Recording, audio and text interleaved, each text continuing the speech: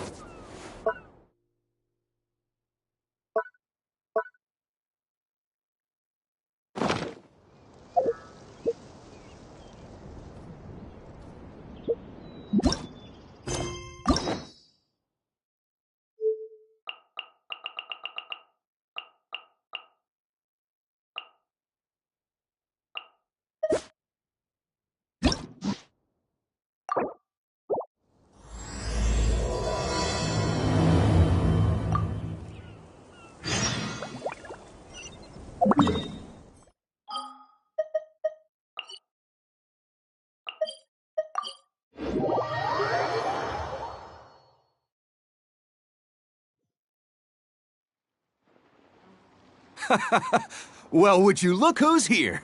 Looks like it's going to be a day to remember. Guys, look who the sea washed up! Ahoy there, traveler! So Captain really did invite you to join the homecoming celebration. Hey, I heard that you took care of another crisis while you were in Inazuma. Are the rumors true? That's what I heard too. Thanks to you, Inazuma's Vision Hunt decree was finally put to an end. Well done, Traveler. Captain's got quite the eye for people.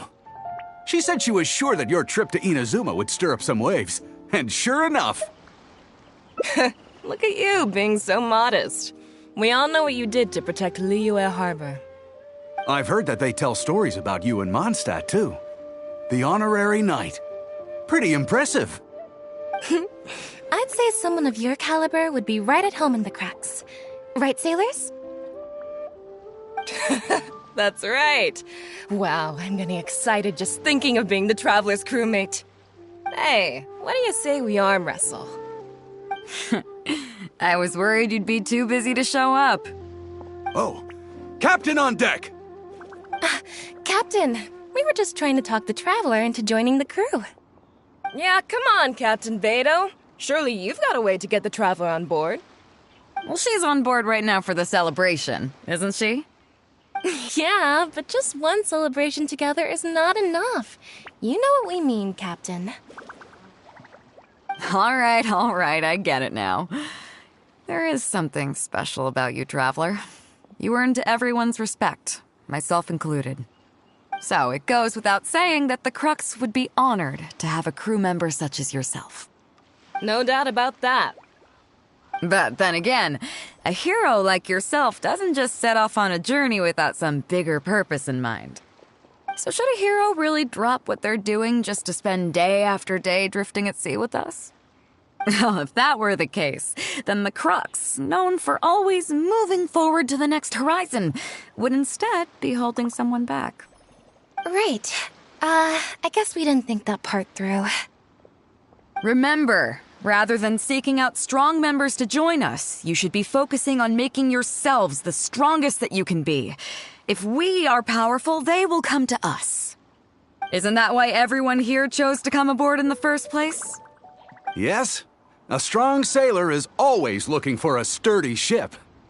I guess I almost forgot the first lesson you ever taught me. Thanks for the reminder, Captain. Just be sure you all keep that in mind. Now, there's no more need to hound the Traveler, as you were. The Traveler and I have something to discuss.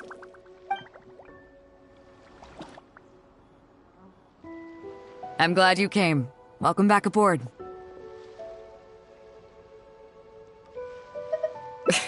Thanks. I'll take that.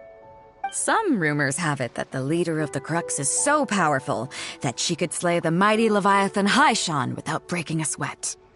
I can't go getting too caught up in my own reputation, though. That's certainly not how the Crux made it to where we are today. As the head of the fleet, my task is to keep us on the right course, no matter how turbulent the seas may become. But then again, the crew isn't usually this riled up. It's not that they're arrogant, they're just bubbling with ambition, that's all.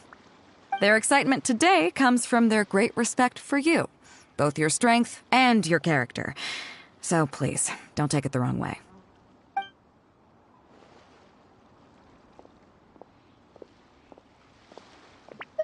All good then. Great. Actually, speaking of Inazuma, I think your good luck must have rubbed off on me on the way over. I made an interesting find on the beach shortly after we parted ways. Let's talk about it over there, where it's a little quieter.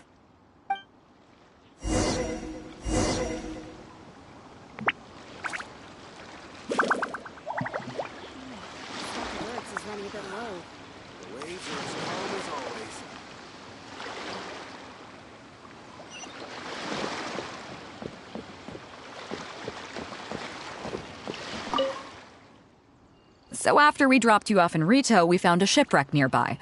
Probably belonged to Inazuman pirates. We searched the wreckage and found a map. At first, I thought it was a nautical chart. I was thinking we might discover a new sailing route if we were lucky. But after a closer look, I realized it wasn't a map of the sea at all. It was a Liyue treasure map, and no ordinary one at that. Nothing like that. I just mean that the map was a mess. So it was the most I could do to figure out that the treasure was probably in Liyue. As for its exact location, I have no idea. I'd say I've explored Liyue pretty extensively, but still, this one managed to beat me. So, I thought of you. Nobody can beat you when it comes to treasure hunting on land, right? Is that right? Well then, it looks like I'm in good hands. Here's the map, see what you can make of it. So, where do you think it is?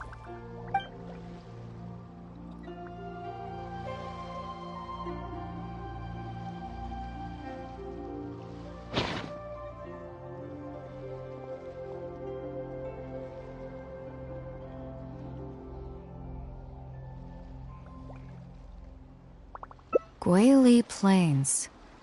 Huh, I never would have gotten that. How can you tell? Oh, okay then. So you do live up to the hype. I can't believe you noticed that. You sure have an eye for detail. Let's head over there and take a look. I'll need you to help me zero in on the specific location once we're there.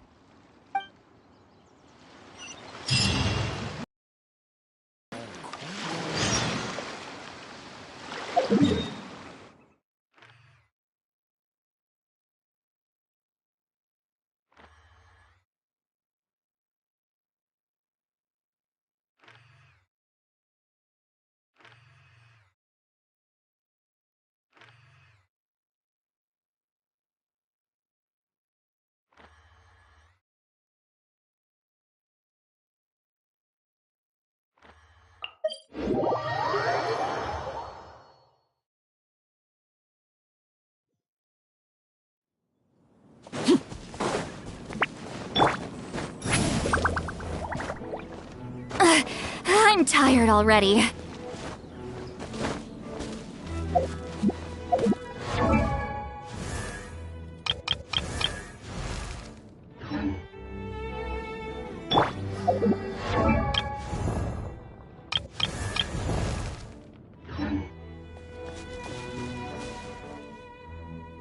It should be around here, right?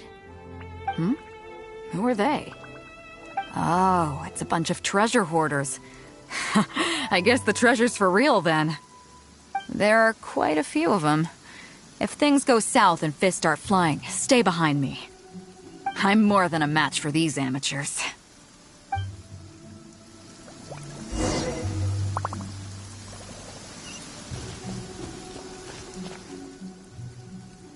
Keep digging, boys! Once we have our hands on the treasure, everyone gets a share!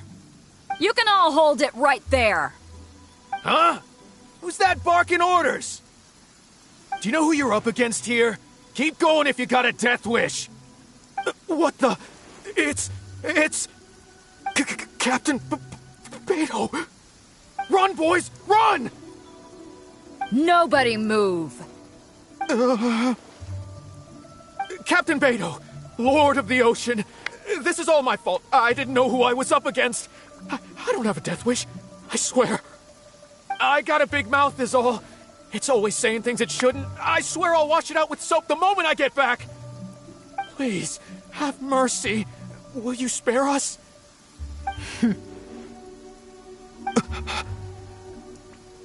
Well, spare them, at least. These guys are just trying to put food in their mouths. They'd never hurt a soul. If you need to take anyone, take me. Please, let them go. It was me that disrespected you. They never did and never would. Is that right? Fine. Seems like you've got a heart in there somewhere, seeing how you treat your crew. I'll let you off the hook this time. Get out of here! Thank you, Captain Beto. Thank you. Wait. Yes? What else might the merciful and mighty Beto require? This treasure's still up for grabs. The Crux fleet honors the rule of first come, first served. You found it first, so name your price. I can't have any rumors going around about Captain Beto stealing other people's treasure, can I? Captain Beto, we wouldn't dare take more from you. Take the treasure as an apology for my foolish words. Please, take it. Please. Oh? Well, if you insist. I accept your kind offer, and I'll make you one in return. You don't seem like terrible folks, so let me help you get onto the right track. If you want to mend your ways and put all this behind you, the Crux can probably arrange some odd jobs in the port for you.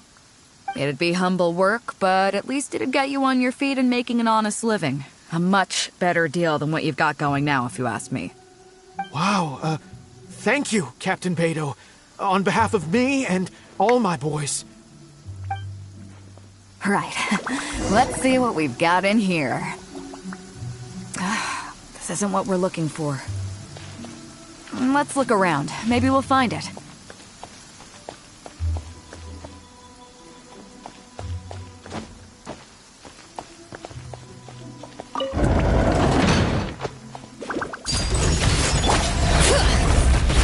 Show no mercy!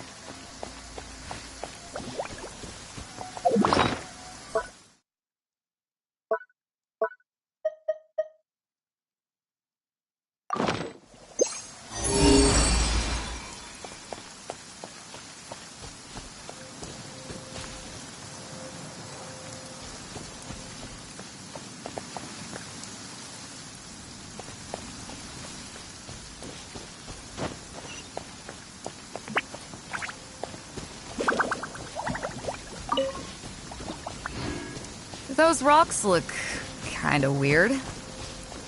Let's see if there's anything there.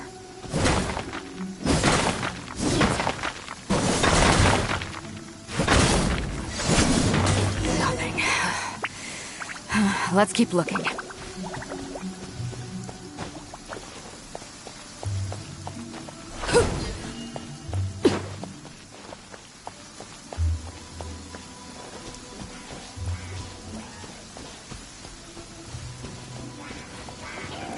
What are those hilly trolls digging for? Wait, actually, I've heard they sometimes dig for buried treasure. Let's go take a closer look.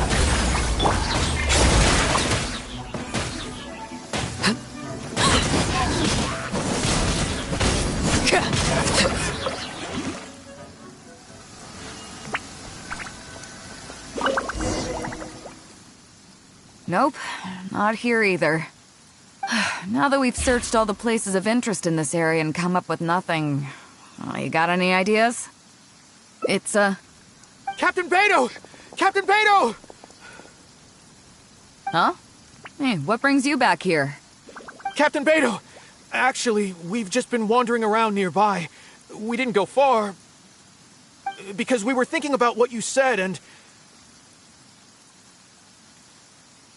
Well, me and the boys decided we're ready to move away from all of this and get on the straight and narrow. Oh? Are you sure? Yes, absolutely sure. Okay then. But I'll warn you right now, you won't have it easy. It might just be menial work in the port, but in the eyes of the general public, you'll be associates of the Crux. So there'll be a grueling test you have to go through before you can start. I understand. Truth be told, Captain, it's only because it's you, the mighty and honorable Captain Beidou. If it had been anyone else, I don't think I'd have listened. And since you made us this kind offer, I'd like to ask, if I might be so bold, is there any hope at all for us to become full members of the Crux in the future? Even the tiniest shred of hope? Well, there's no place in the Crux for delusions of grandeur, that's for sure. But then again, everybody has to start somewhere. So, it comes down to you. If you manage to impress me and earn the respect of my crew, then yeah, nothing's impossible. Thank you, Captain Beidou. Thank you 1,000 times over. I couldn't help but notice you were searching for something else. It still hasn't turned up? Why? Do you have any clues? We heard about 2 treasures, both in Guili Plains. We were still looking for the first one when you found us. So maybe the other one might be what you're looking for. Not too far from here, but I'm just not sure of the exact location. All the info we got about this treasure came from the black market. The answer's hidden inside a poem which goes like this. Drunkenly I gazed at the ruins long forsaken, and lay beneath red leaves whose branches cast a crooked shade. The dusk sun shone upon the sea as I awakened, but Guyon stood twixt weary eyes and the sight of home they crave. As for the ruins long forsaken part, I do know of some ruins near here. But beyond that line, I don't... I'm just not smart enough. So a treasure clue hidden in a poem, huh? Don't worry, we got this. See my friend here? If they taught treasure hunting as an art form, you'd probably be calling her Grandmaster. This kind of thing's a piece of cake for her. Am I right?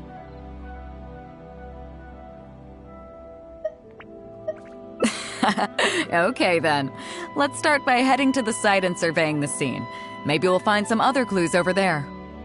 Okay, come on boys, you heard the captain! Lead the way!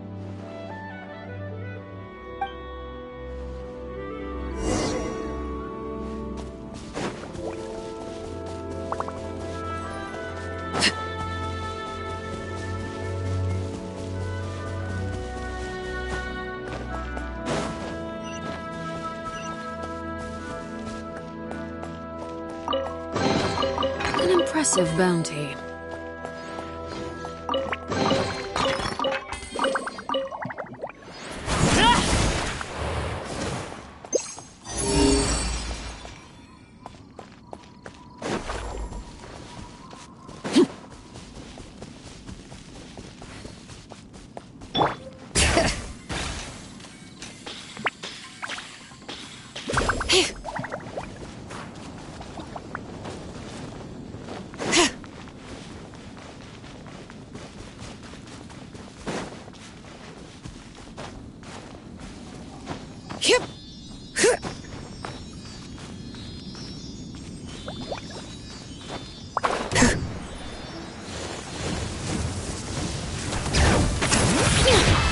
Get to work!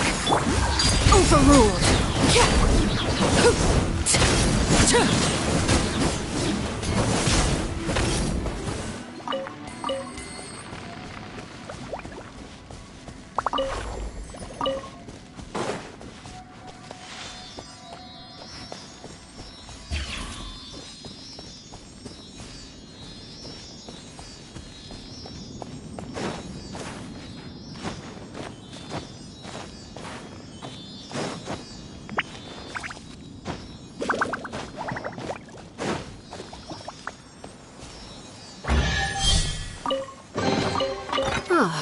Something with which to commemorate this occasion.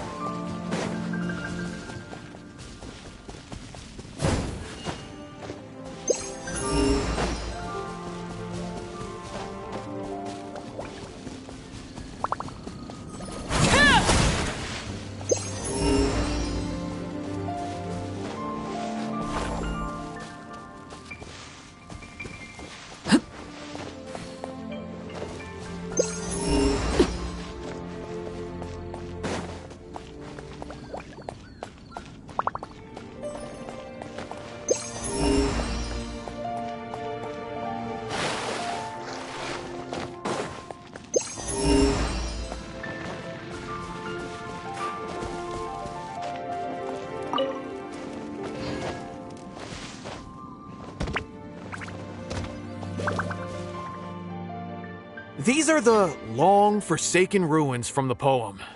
Apparently they were once full of treasure. But judging by the state of them now, it's probably long gone.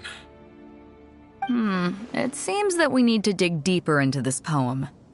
Drunkenly, I gazed at the ruins long forsaken, and lay beneath red leaves whose branches cast a crooked shade. The dusk sun shone upon the sea as I awakened, but Guyon stood twixt weary eyes and the sight of home they crave. Do you have any ideas? Somewhere you can see the ruins from, so somewhere not too far from here? Yeah, and maybe the shadow cast by the tree is supposed to hint at something. Oh, I got it! This guy fell asleep and woke up just before sunset! Dusk and the shadow of a red-leaved tree. I think we can work with that. Let's take a look around. I think we're getting close.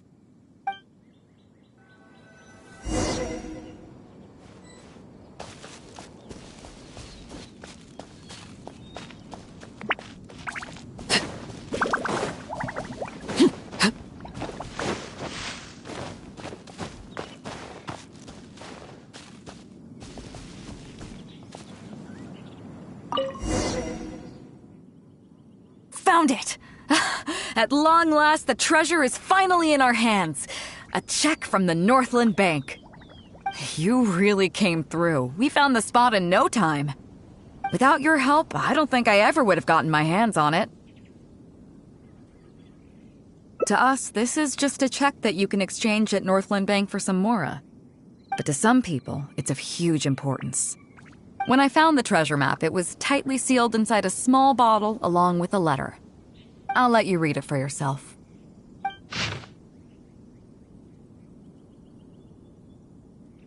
Finished?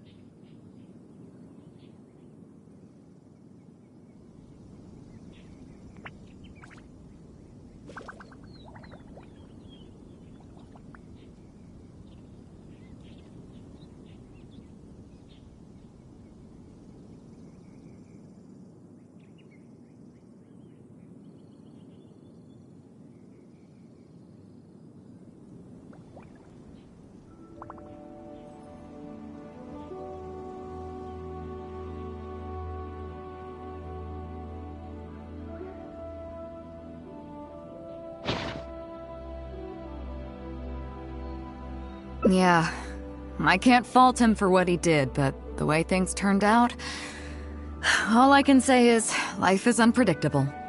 Well, let's fulfill his final wish by taking this check to where it belongs.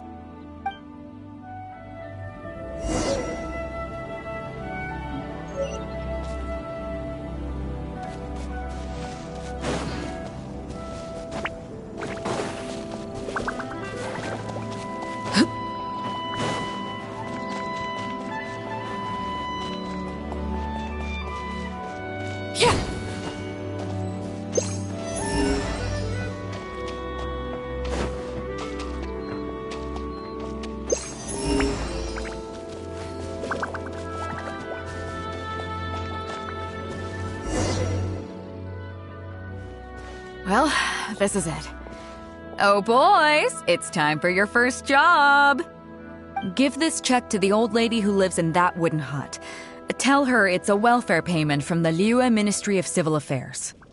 Yes, boss! What's up?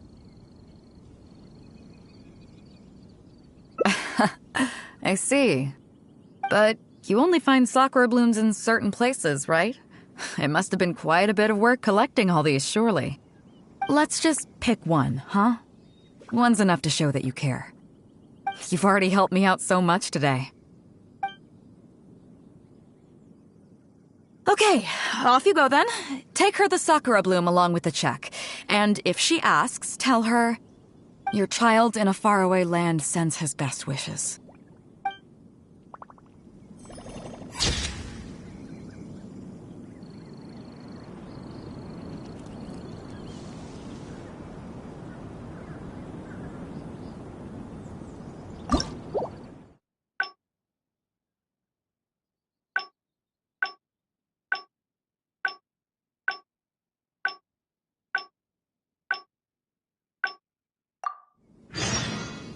Staring into my eyes is...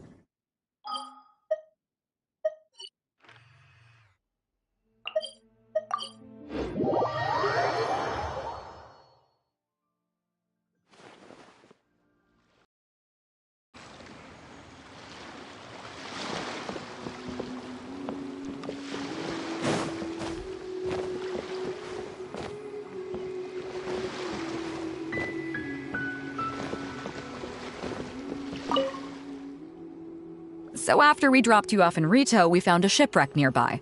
Probably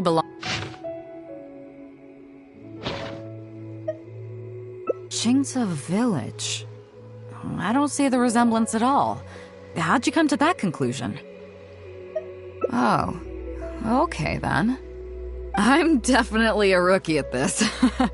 But your word's good enough for me. Time for a trip to Chingsa.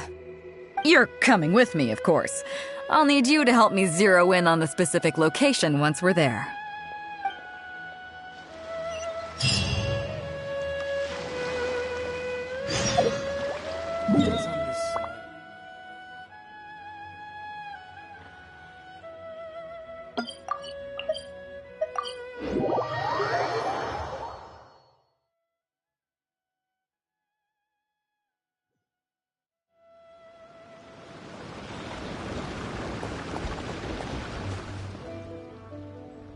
Ah, Beto!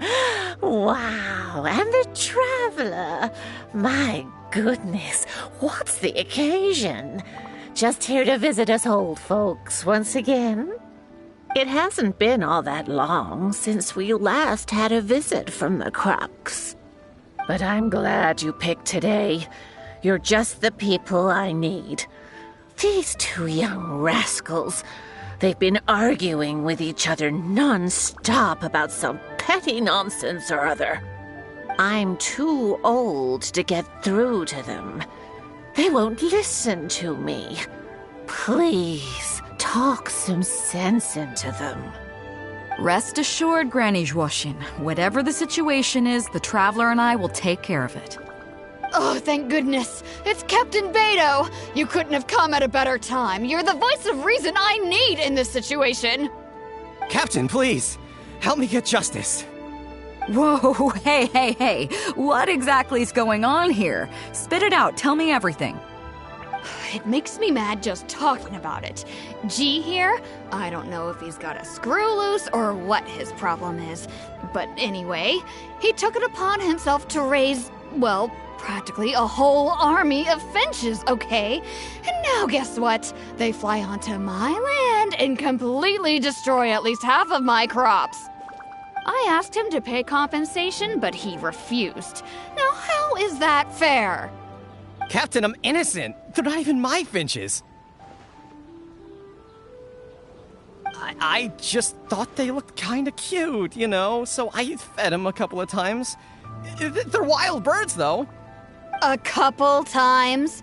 Are you kidding me? That's rich. Really rich. There were 2 of them when you first started. 2 finches. Now you have a whole roof full of finch nests. I swear, every time I come by your place, I think I'm at a bird market. I'm telling you, you are not gonna get away with this anymore. So, yeah. I mean, they laid a few eggs, made a few nests, but finches gonna finch, you know. These are wild birds. I mean, they'll do whatever they please. So that's how it is. I think I got the picture. What's your take?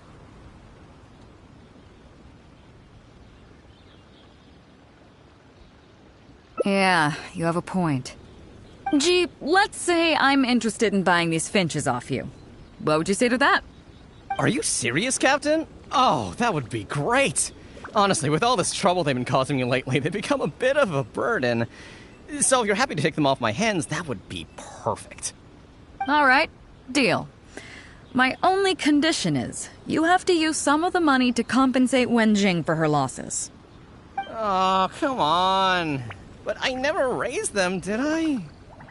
Well, you tell me. You took my deal, that means you admitted to being the owner, doesn't it? Otherwise, what gives you the right to sell them to me? Captain Beto's right. If you didn't raise them, what makes you think you can go taking her money for them, huh? Well... Don't worry. My offer includes plenty left over for you after deducting the compensation. This way, you get something back for looking after them. Okay, then. Okay. I'll pay the compensation. I hope you two are very grateful indeed to Beto. I dare say no one else will be quite so accommodating toward the people of our village. Granny Zhuoshin, as you know, many of the boys from your fine village do sterling work for the Crux. The fleet wouldn't be what it is today without them, so please think nothing of it.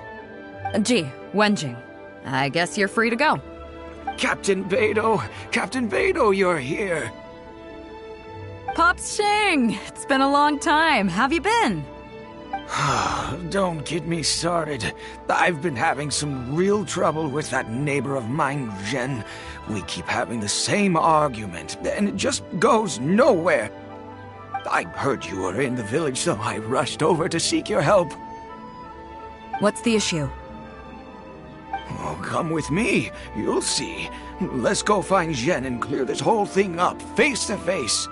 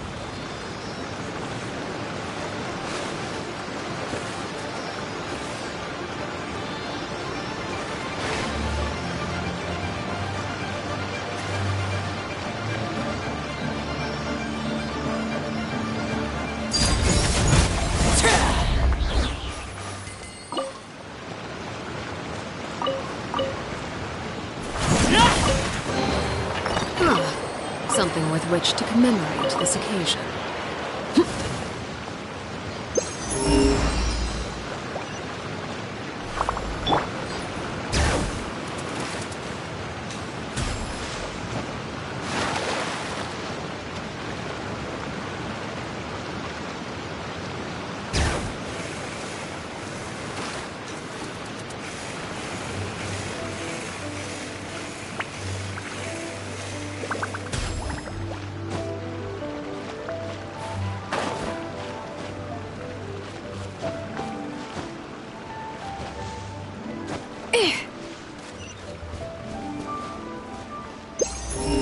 Bring it!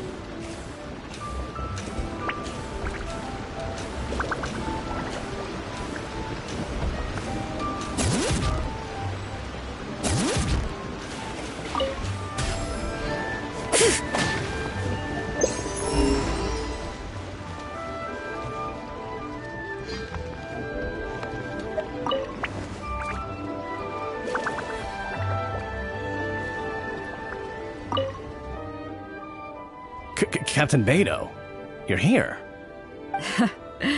I heard that you and Pops Shing had a little misunderstanding. So, what's up? Tell me about it.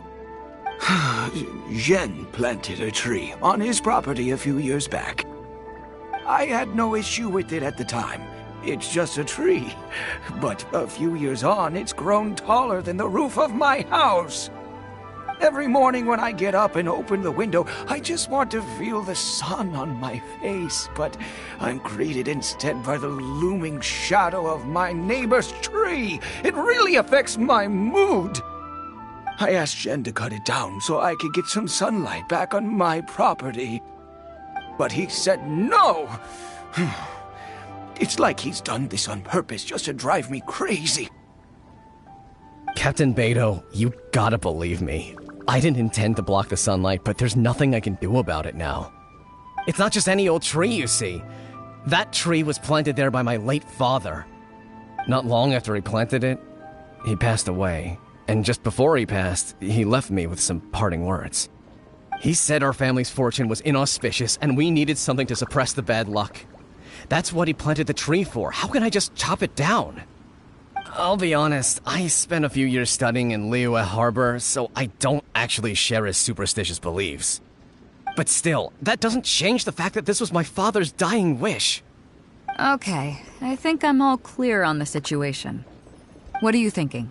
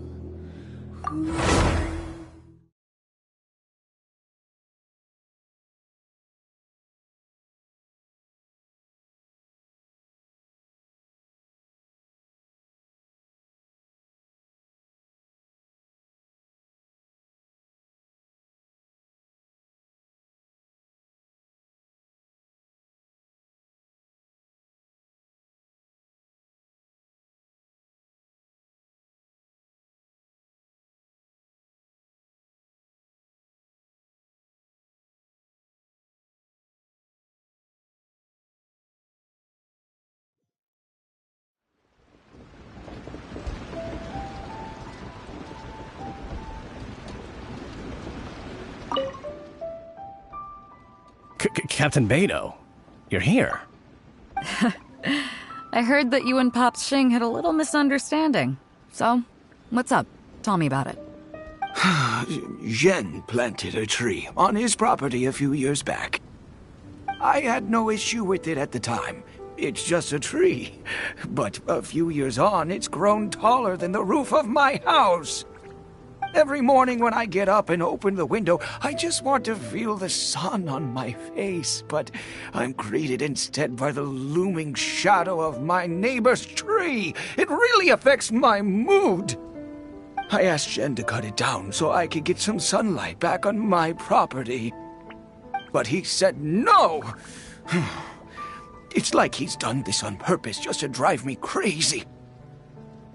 Captain Beidou, you gotta believe me. I didn't intend to block the sunlight, but there's nothing I can do about it now. It's not just any old tree, you see. That tree was planted there by my late father. Not long after he planted it, he passed away. And just before he passed, he left me with some parting words. He said our family's fortune was inauspicious and we needed something to suppress the bad luck. That's what he planted the tree for. How can I just chop it down?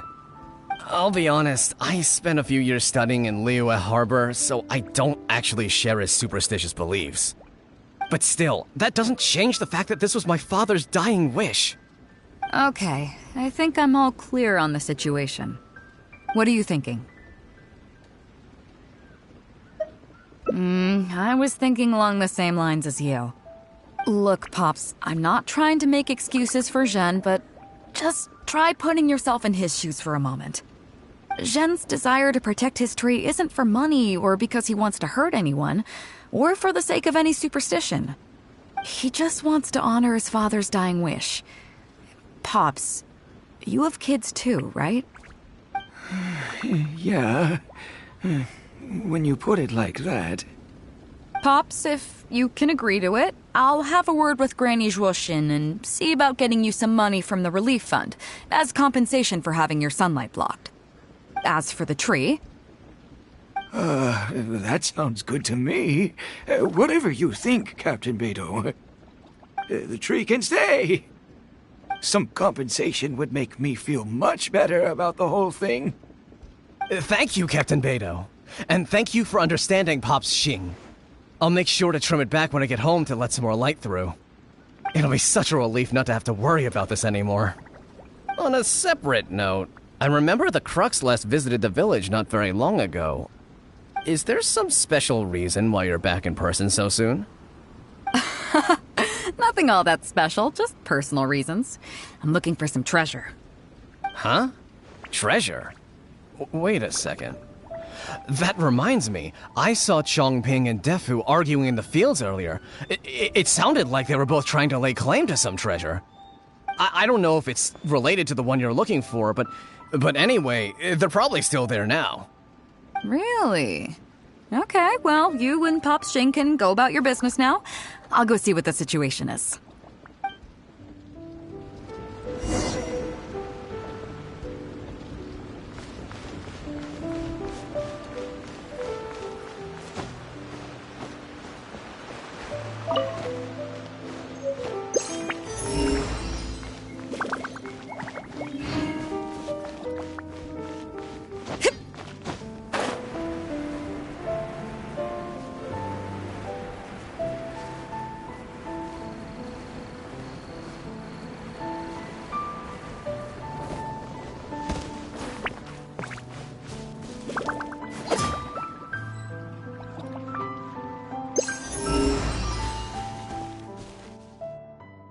Huh?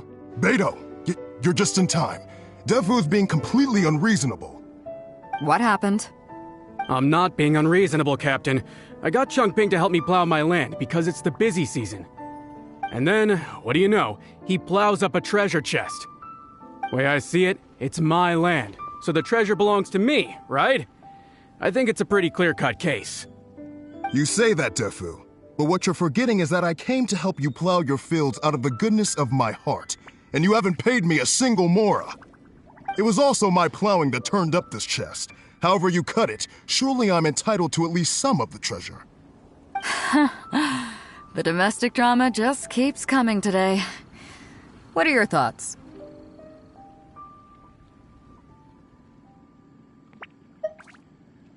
Okay, I think I'm up to speed here. If you two really want to take this further, I can get a legal expert from Liyue Harbor to adjudicate.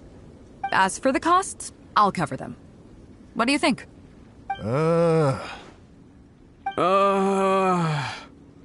Neither of you seems thrilled about this course of action. Okay, so, plan B. I'll be straight with you. The reason I came here today was to look for some treasure. Chances are it's hiding right there in the chest you're both fighting over. So, how about you two stop fighting over it and do me a favor by handing it to me? Of course, I'll be indebted to both of you. If either of you ever needs anything in the future, the Crux will not hesitate to lend you our support. Captain, you're far too kind, really. Indebted? That won't be necessary. If you want this chest, you go ahead and take it. Yep, totally agree. If only I'd known you were looking for this chest. You should have said something. I would have delivered it to you personally to save you the trip. It seems like it's been quite a busy day for you, helping us settle all our little quarrels. Come on, let's go to the village. I'll rally the masses. We'll get some good food and good drink and have a good old get-together. Don't worry about the chest. I'll carry it over.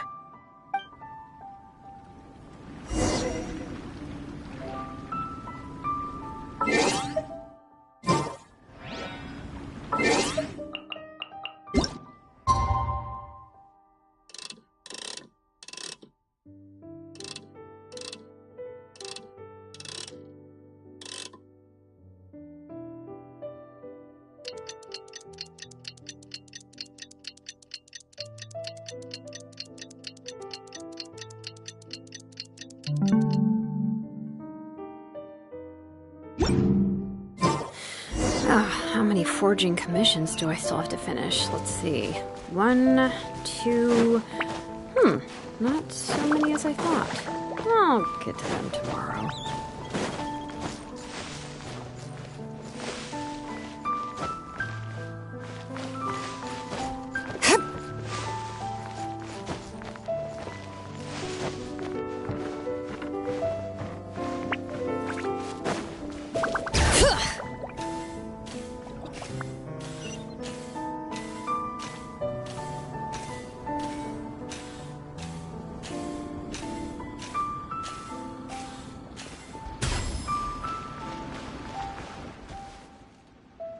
What a fine day today has been. Beidou has solved an awful lot of problems in our village. She sure has. Without Captain Beidou, that compensation payment would have bankrupted me. Yeah, and if it weren't for Captain Beidou, I'd still be arguing with Pops Xing. Hear, hear! We have plenty to thank Captain Beidou for, I'm sure. I propose a toast in her honor. To Captain Beidou. Cheers! I couldn't ask for more than the chance to get everyone together and drink to our heart's content. Cheers!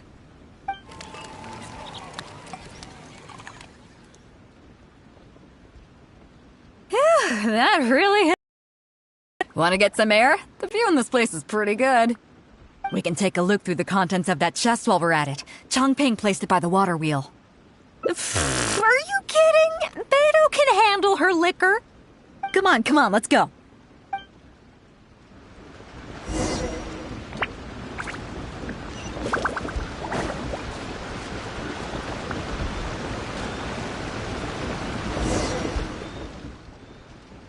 So, I've been thinking. Everyone seems to trust me enough to let me have the final word on their disputes. But don't you think some of my solutions can be a little stupid? You can laugh, I don't mind. Take Changping and Dufu's wrangling over that chest, for instance. I had no clue who it should belong to, so I just came up with this stupid idea of taking it for myself. At least that way, neither of them would feel like it was unfair. But, I mean, I'm no Ningguang. I can't make a perfect deal every time. And I'm no Yanfei either. Not all my judgment calls are going to be 100% fair and square. I am Beidou, and my strength is in trading favors. You think I should be more selective? Some people think their favors are so valuable that they need to plan out how and when to use them to maximize the return on their investment. They view the favor as a bargaining chip. Others see doing favors as a burden, not worth anything in monetary terms and prone to getting you locked in a cycle of constantly returning the favor back and forth. But the way I see it, favors are what keep people connected to one another. Over thousands of years, the people of Liyue have created bonds between each other by doing someone a favor here and asking for a favor there. This means that no individual is truly on their own out there. When someone falls down, there's an invisible net made of human connections, waiting to catch them and get them back on their feet. Over the years, I've come to owe favors to a great many people, and many other people have come to owe me one. These are the countless bonds between us, like so many fish in the sea. And they're the reason that the Crux and I have survived the countless hardships we faced. I believe that if there ever comes a day when the world is overrun by monsters, Liyue's legal system collapses and the land is thrust back into an age of war, it's these bonds that will see us all through the dark days ahead, until we come out on the other side. I'm not saying that. But either way, we have a pretty firm bond between us already, don't you think? Was this wind brewed in a winery? It's making me lightheaded. I feel like I'm forgetting something. Something we were literally just talking about. Oh, yeah, the chest! Oh, I got so immersed in our conversation that I forgot all about the main event. Come on, let's open it up and see what's inside.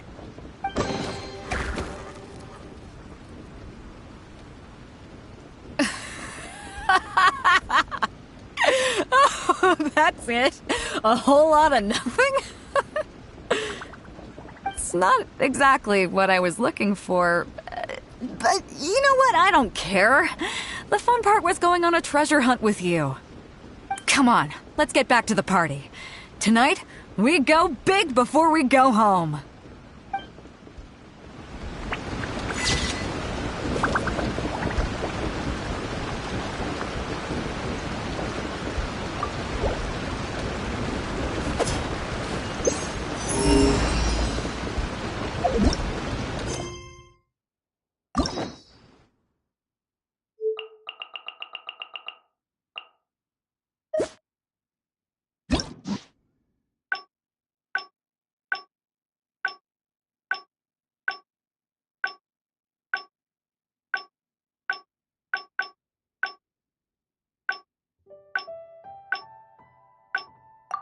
We should, take a break after all that running around.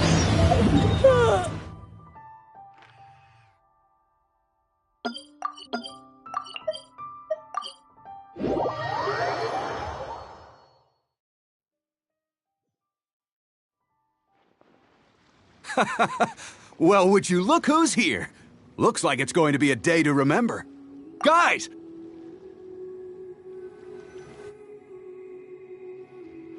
I'm glad you came. Welcome back aboard. Do I? Oh, to be honest, I don't care for that kind of reputation. I don't want people to see me like some big shot official from Yujing Terrace. But I'll take it as a compliment. I'm glad you see me as well respected. I can't go getting too caught up in my own reputation, though. That's certainly not how the Crux made it to where we are today. As the head of the fleet, my task is to keep us on the right course, no matter how turbulent the seas may become. But then again, the crew isn't usually this riled up.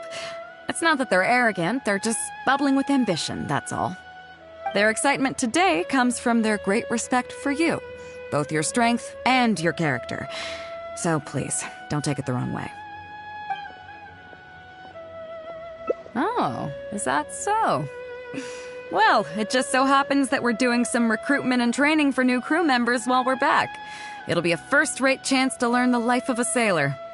Since you're interested, why don't you come along and experience a sailor's life firsthand? I'm curious to see if you'll take the sea by storm in the same way you have on land. Good. Come with me.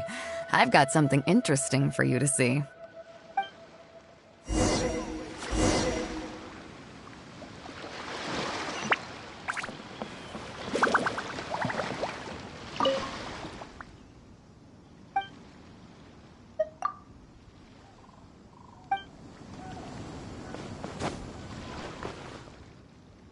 Chief Mate Juza's breaking in the newcomers, but I think we can spare you the tedium of that. After this, the new crew members will be arranged into 2 teams for more specialized training, according to their own aptitudes and the needs of the fleet. One team will learn comprehensive survival skills, including maritime emergency rescue, marine meteorology, psychological counseling, and so on. They will serve as the support team for the fleet, ensuring safe navigation. That's why we call them the Shield of the Crux.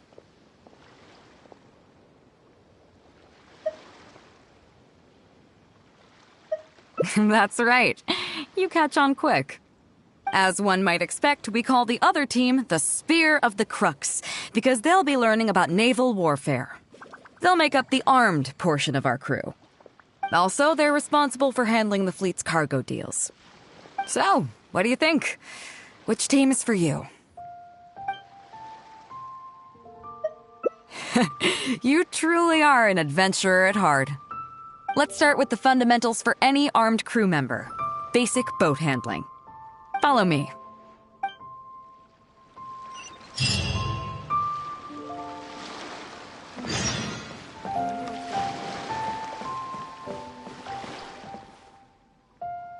These are some older skirmish boats that we keep on the Alcor as backup.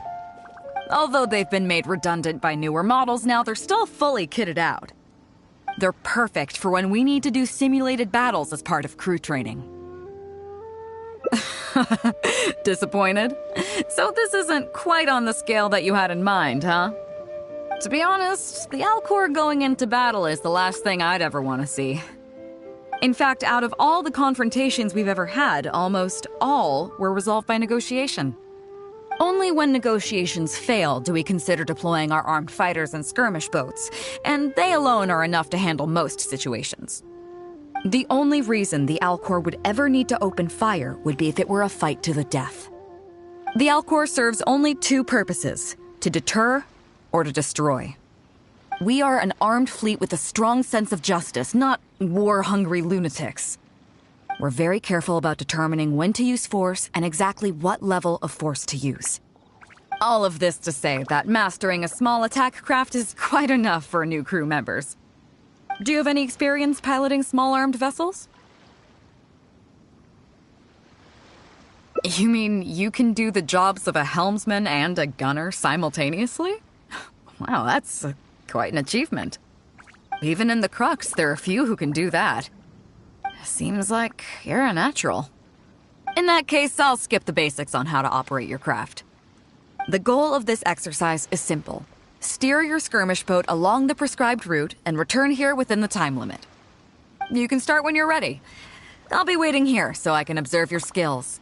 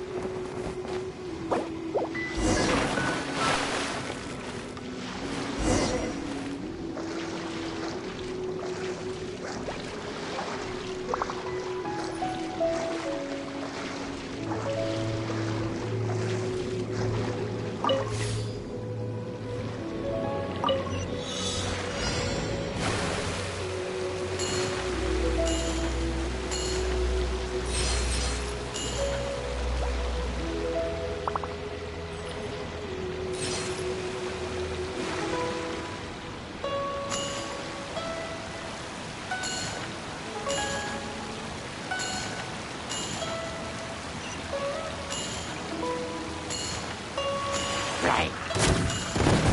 Yeah. Right.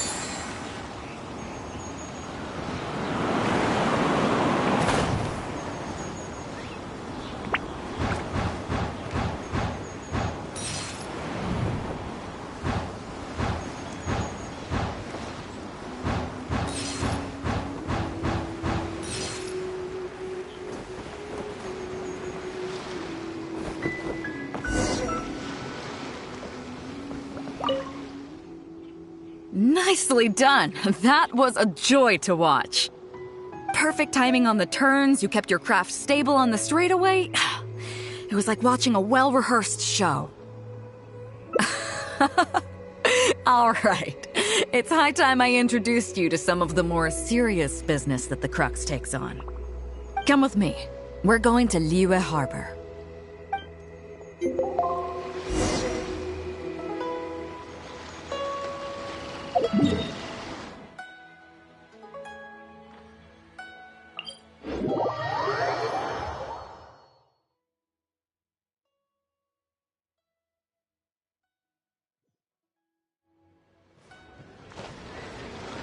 It's time to sleep.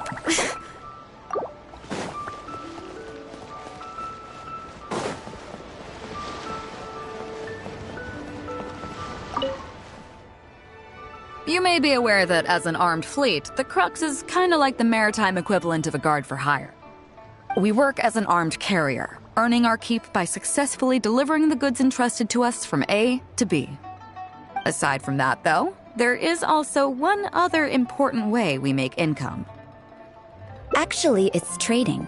In certain kinds of goods. Hey, my hotshot accountant. Nice of you to join us. Cut it out, boss. Juza sent me here with a message. He says preparations are now underway. If you give me the all clear, I'll head straight over. Okay. Be careful. Well, she has something to take care of. Mora Grubber was right, though. The other important side to our business, the less official side, is doing exactly what merchants do. Importing here, exporting there.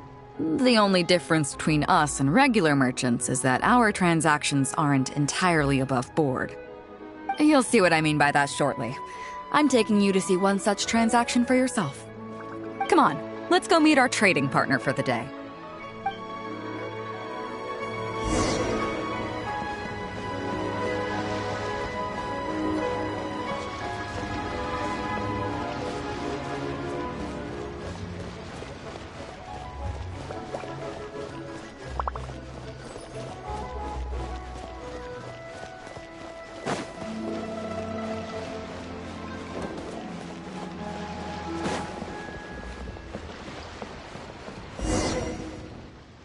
Fresh seafood! Fresh seafood! Catch it while you can!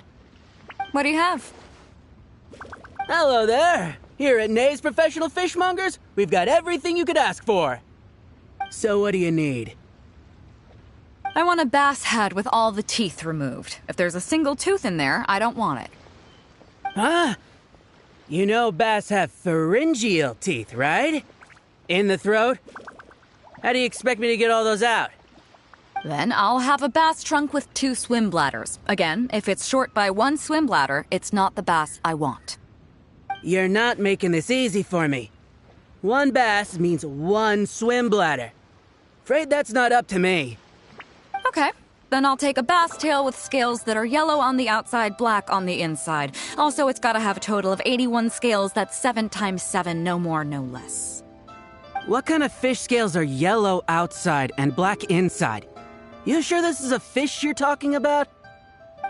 In any case, you can try all you want, but 7 times 7 is never gonna get you 81. Pardon my asking, but you're not a fish expert, are you? I'm sorry, ma'am, but I'm afraid I don't have any of the things you're looking for. Look, I'm a professional. So are most of the people I serve. I can accommodate anything they ask for. Seems you two are amateurs. So I'm sorry, but you'll have to go someplace else. Anywhere you'd recommend? Like I said, Nay's Professional Fishmongers is for professionals.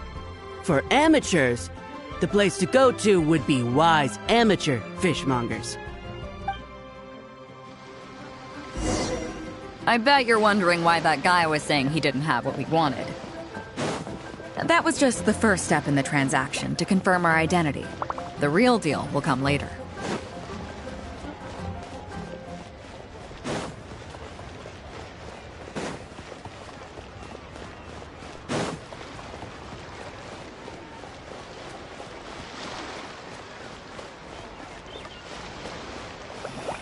Why'd they have to give me that transfer?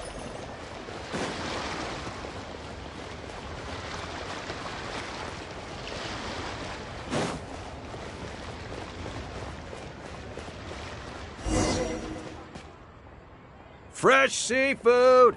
Fresh seafood! Come take a look. Is this Wise Amateur Fishmongers? That's the one. We have all kinds of amateur stuff here. The more amateur, the more of it we got. What would you like? We'd like a bass head. No problem. Ours are all toothless, mind you. And a bass trunk. Oh, no problem. I'll stick an extra swim bladder in there for you. On the house. And a tail. Sure thing. I'll paint the scales yellow on the outside and black on the inside, so you can tell at a glance, this ain't no ordinary fishtail. If it's 7 times 7 you want, I can do you 81, 138, or even 648. It's up to you. Great. I like your style. We have a deal. I appreciate your patronage. Please, take your order to our warehouse manager over there. A real amateur if I've ever met one. Proud to have you as a customer. No, we don't have the fish here. All fish sold at Wise Amateur Fishmongers are still swimming in the sea. Once we get the order in from the customer, we go fish it out for them. The warehouse handles that side of things. Pay first, then we bring you the goods. That way you get the freshest catch.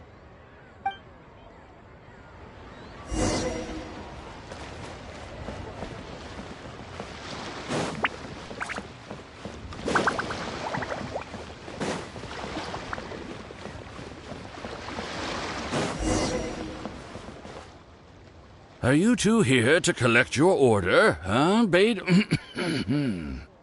Yes, sir. We're here about that bass. I didn't expect you to come in person, but we still need to follow procedure.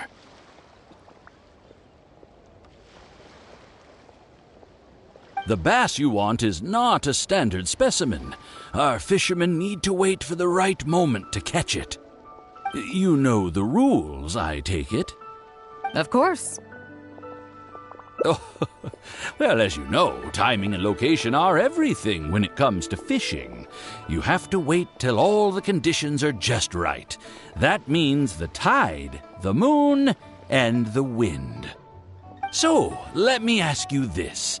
When will the tide come in? The fishing song will sound out at midnight. How drunk will the moon be before the party's over? It won't stop while the Star of Death shines. I see, yes. Which way will the sea breeze be blowing? The breeze should be bound for Guyan. All right, then. Well received. I'll go and make arrangements. Great. I think that wraps up everything we needed to do in Liyue Harbor. Let's head back and wait for the delivery. I thought we were pretty clear, weren't we? The three people we just met are our business partners. Nay's professional fishmongers and Y's amateur fishmongers are just cover names. The bass, obviously, is the code name for the goods. The numbers of teeth, swim bladders, and scales all represent different specifications.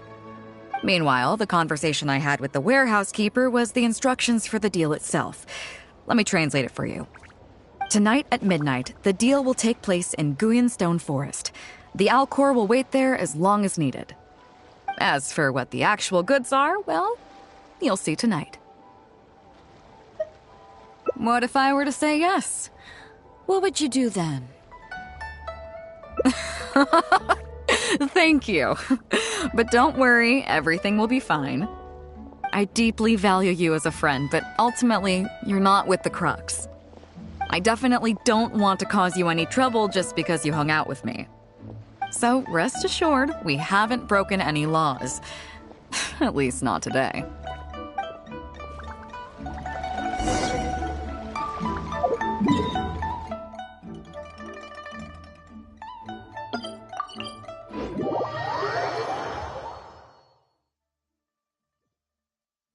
A perfect day to stay home and read.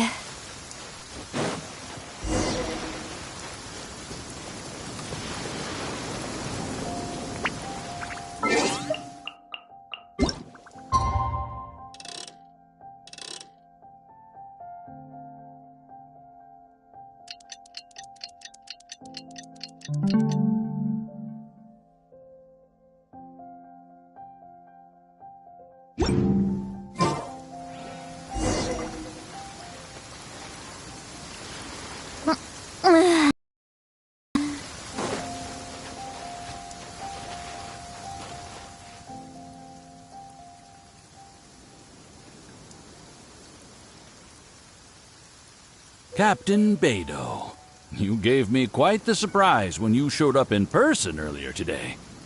Well, my friend is visiting, so I wanted to show her how the Crux handles some of its important business.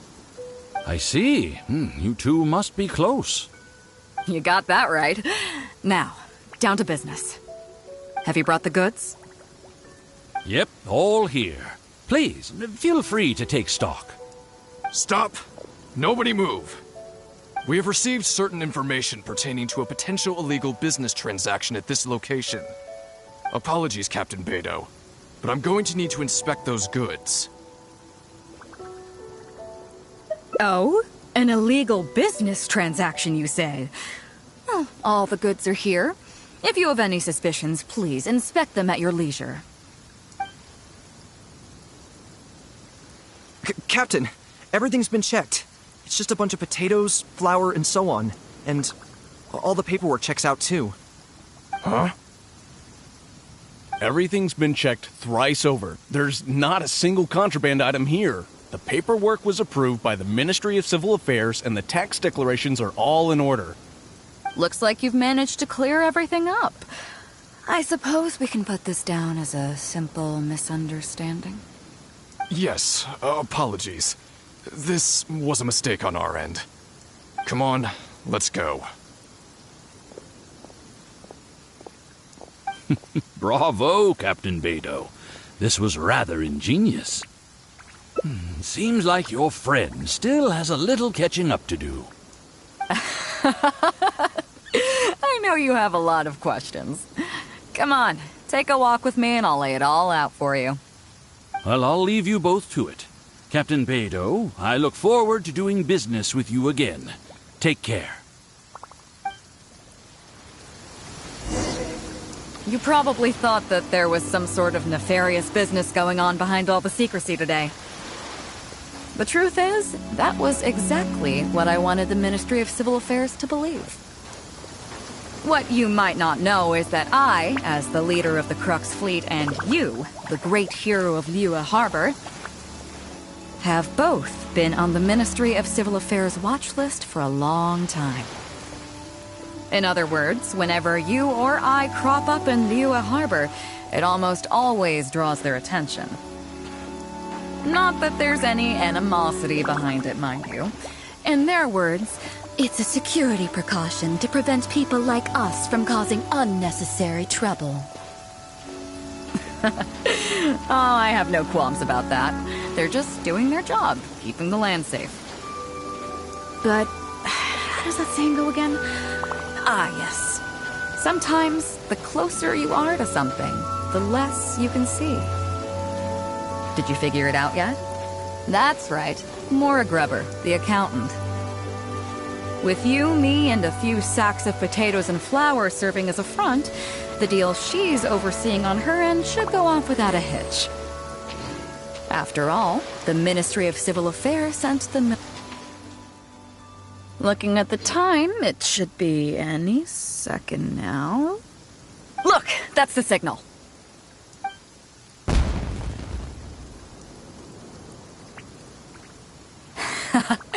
Tonight's real deal is officially done. Do you have any more questions? You're right. Never underestimate her. But as long as we don't take things too far, she won't look into it too closely. She knows that neither you nor I would do anything to harm Liyue. In any case, there's another higher-level watch list at the Ministry of Civil Affairs above the one we're on. It's top secret. Even I don't know whose names are on it. But I do know that the individuals and organizations on that list are the ones the Qixing are really wary of. I've gotten off topic. On some level, Ningguang and I are actually business partners too. Reason being, I'm the only one who can get her some of the more obscure treasures she wants. It's complicated. All you need to know is that what might be easily attainable for some people can often be a lifesaver for others who can't get their hands on it. That's where we come in. It's as simple as that. You still have some important things to take care of, don't you? As long as you don't know what I was referring to, you'll be safe. So, I'm sorry, but I can't tell you for now. Of course, if the day comes when you've traveled to every corner of the world, found your sibling, and neatly tied up all your loose ends along the way, you're welcome to come back here and I'll tell you all about it. You'll always be welcome in the Crux fleet. I hope I get to see you on board again someday.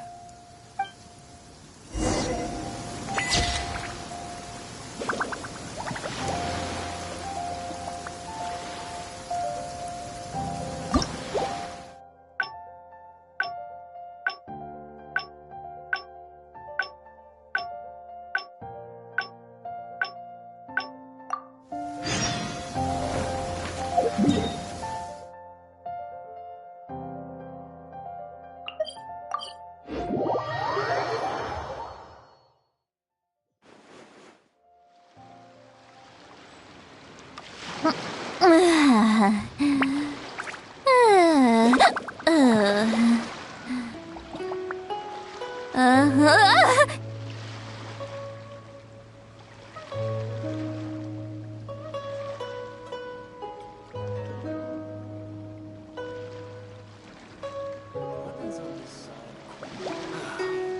waves are as calm as always.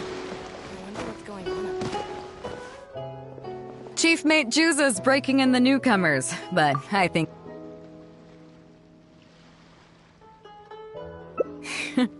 As I expected, you have a will to protect others.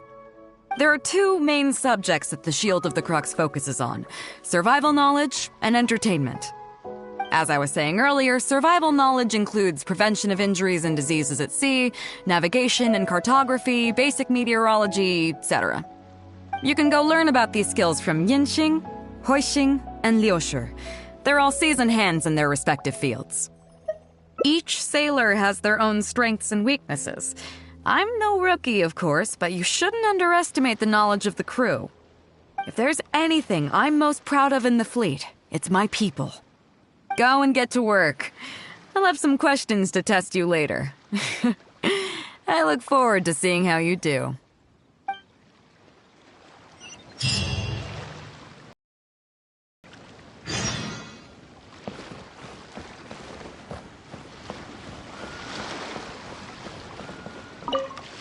Hello, traveler.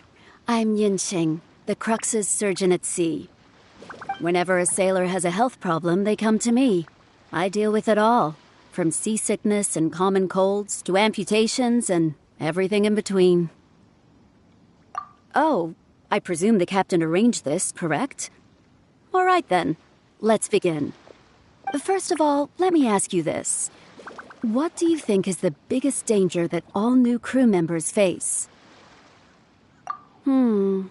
That can certainly be a problem at sea, but it's not the biggest danger.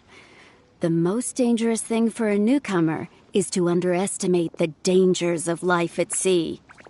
Oh, I have seen many new crew members who see themselves as young and fighting fit and have no regard for safety. They think that since they are tough enough to look after themselves on land, they'll be fine at sea as well. Those are the ones that always end up in the sick bay. Everyone should know that being a sailor, especially on a long voyage, is a brutal job in an unforgiving environment.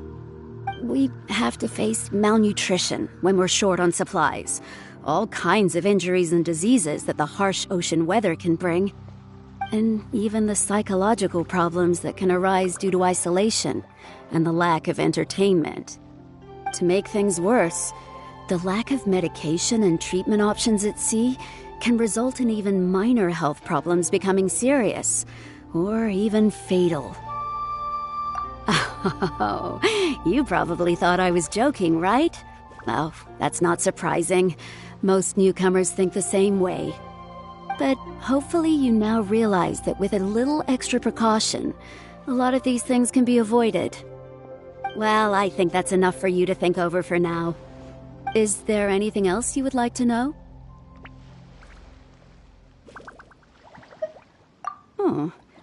Are you concerned about them? No wonder Captain Beidou thinks you're different. There must be more to you than just your strength.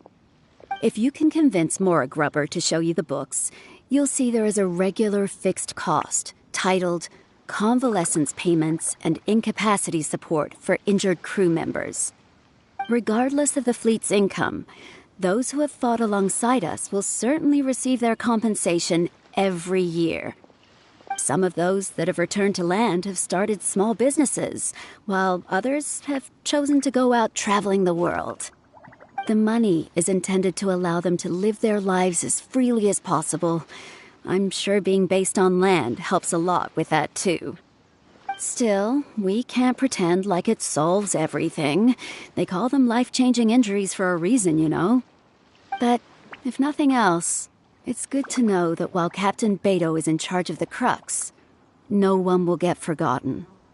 Is there anything else you would like to know? Captain Beidou? Well, out of everyone I've met, she probably values people's lives and safety the most.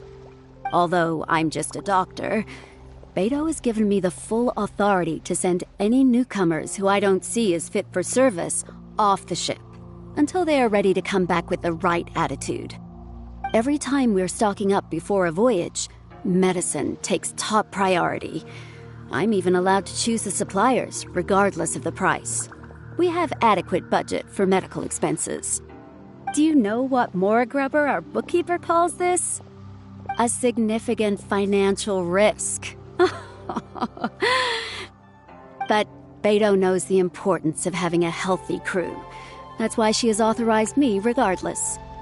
She places her full trust in me and believes that I can solve these problems. Of course, I have proven her right.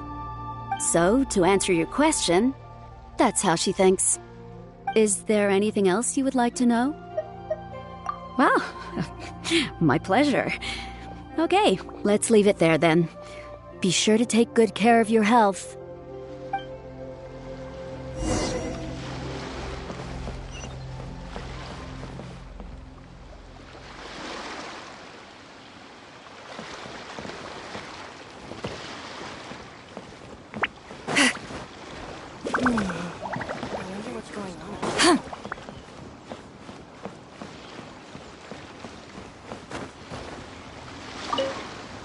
Sorry about earlier, Traveler.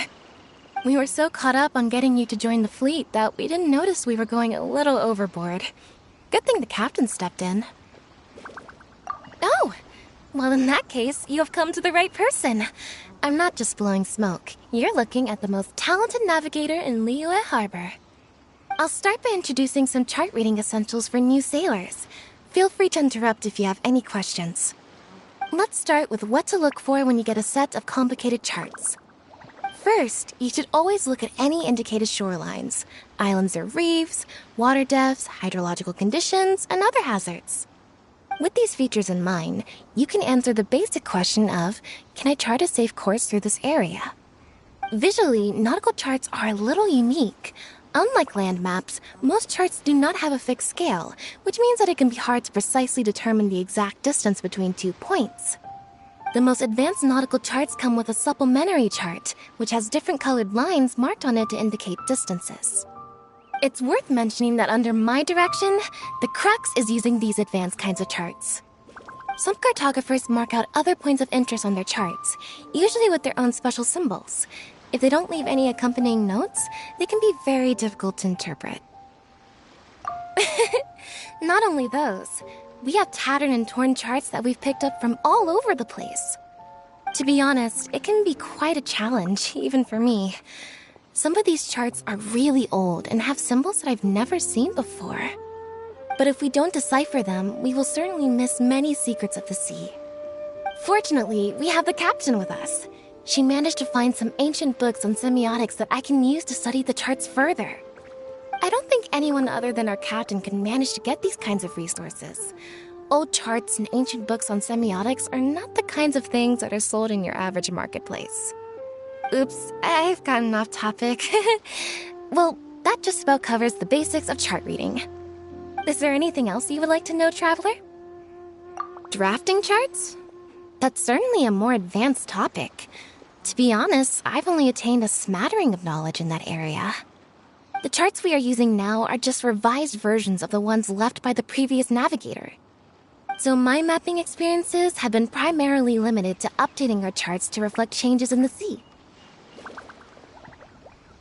I think you can ask Captain Beto more about cartography. One time, the fleet sailed into an uncharted area by mistake. It wasn't long before we turned the fleet around and returned the way we came out for fear of potential hazards. But Captain Beto still managed to draft a simple chart of the area we sailed through for if and when we explore the area again. Incredible, isn't it? I was amazed to see that the captain could even do cartography. Because I have the talent, and she doesn't want to let it go to waste. She treats the whole crew that way. I initially had the same question myself.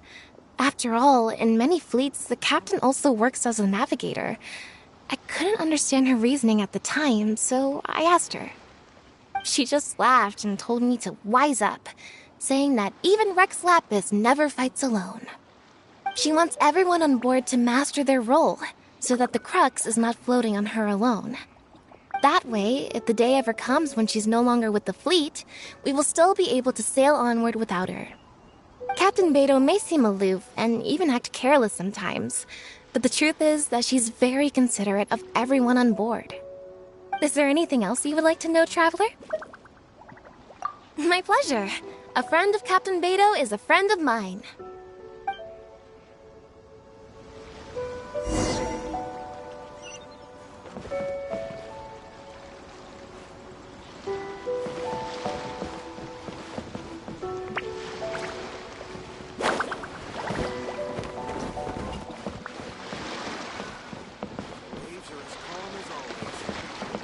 I wonder what's going on.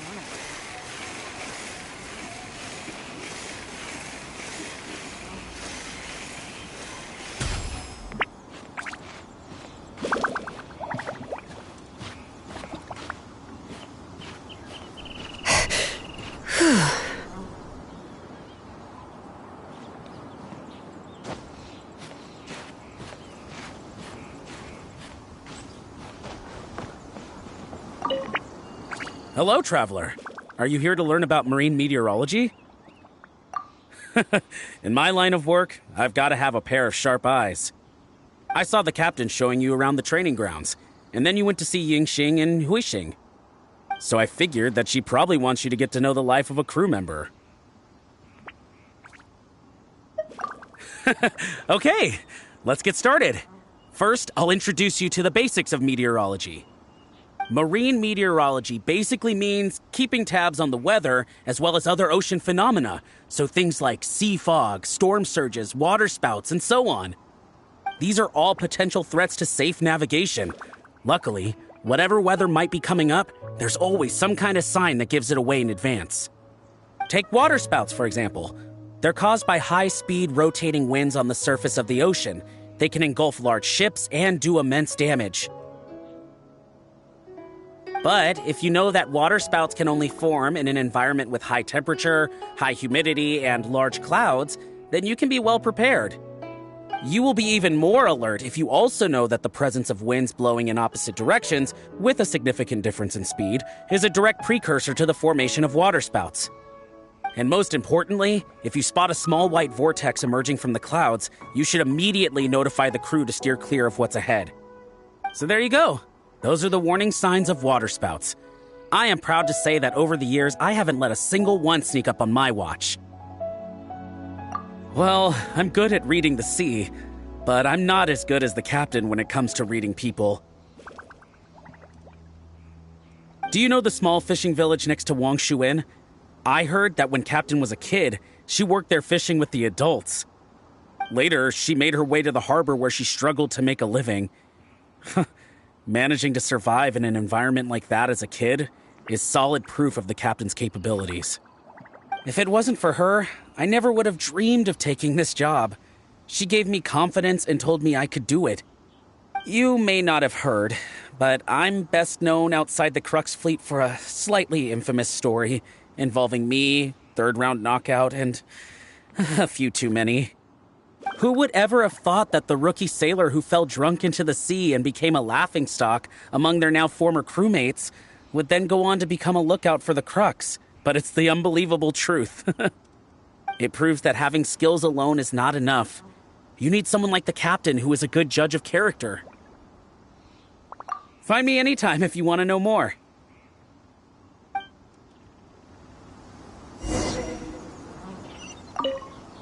Find me anytime if you want to know more.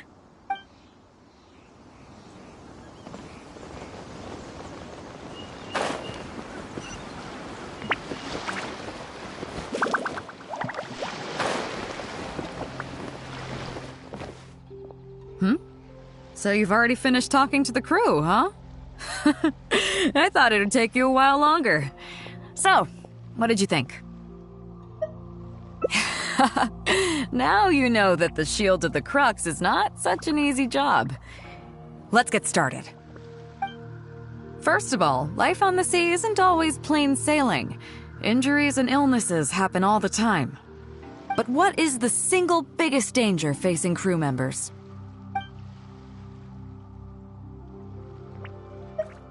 Is that your final answer?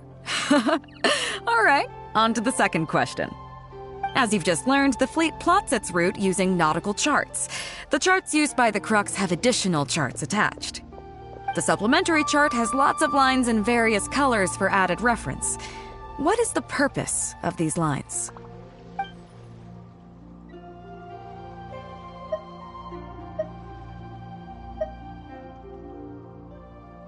Okay, interesting. Now, last question. On longer voyages, we have to be especially careful to avoid certain weather hazards that pose a threat to the integrity of the ship and the lives of the crew. For example, waterspouts. So my question is, how can we reliably predict waterspouts so we can avoid them?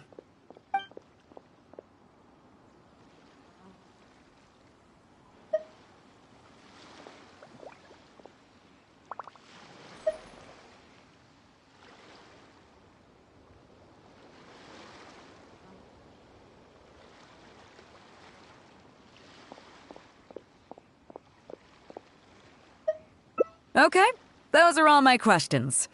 Do you want to know how you did? I gotta say, each time I think I've wrapped my head around how great you are, you surprise me with something new. You got them all correct. They weren't the most difficult questions, but they weren't ones you could bluff your way through either. You've clearly been paying attention to my crew. Okay then, now it's time to apply that endless talent of yours to learning some new recreational activities. Don't worry, all our recreational activities are respectable and, above board. You need to realize that being out at sea might be fun for the first few days while everything's new, but before too long, looking at the same old sea every day and being so isolated from everything can really cause people to struggle mentally. That is why regular recreational activities are an absolute necessity. We offer a lot of fun courses for our newcomer training, including fishing, photography, chess. Oh, and thanks to Kazuha, these days we also offer poetry and music appreciation, as well as communal wind listening. Each newcomer has to participate in at least one, so that they've got some way of keeping themselves occupied at sea further down the line. Of course, if you'd prefer wrestling sea monsters with your bare hands, that can be arranged. Well, for today at least, let's stick to the training schedule drawn up by Juza. If I remember correctly, it should be photography today. Come on, I'll show you.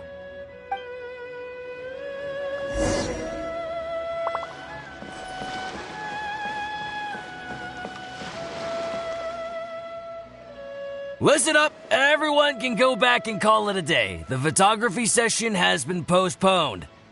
What's going on here, Juza? Oh, Captain, there you are. Well, Captain, the photography teacher just sent word saying that she's fallen ill and doesn't want to risk coming in case she keels over in class. I see. That's quite unfortunate. Oh? Quite the multi-talented one, aren't you? In that case, why don't you help us out and lead the class today? Yeah, unfortunately, the original teacher canceled at short notice, so there's no time to schedule anything else instead.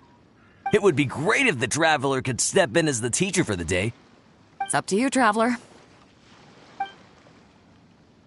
Great, it's settled then.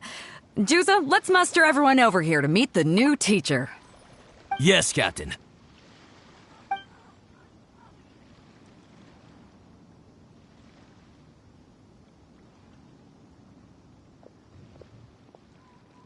Okay, that's 1, 2, 3. That should be everyone. Take it away, Traveler. Oh yeah? What's that?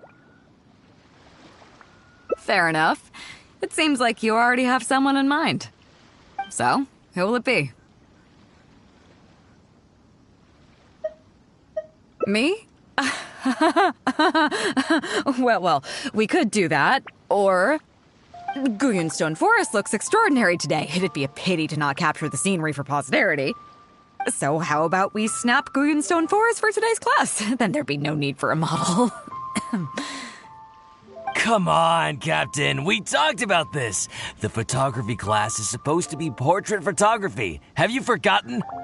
Scenery looks nice at first, but it gets boring after a while.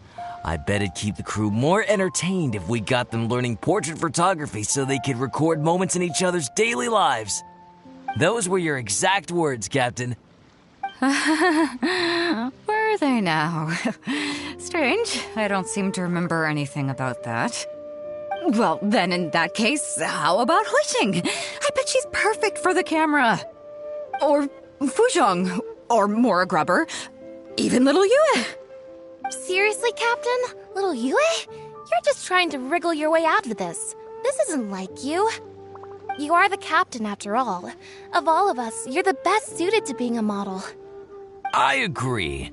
You were the one who invited the traveler to be the teacher, so you should cooperate, Captain. Besides, Captain, you've never had your photo taken. It's high time you got one. You know, a heroic and striking kind of picture. We can even use it to promote the fleet during recruitment. Real funny, guys.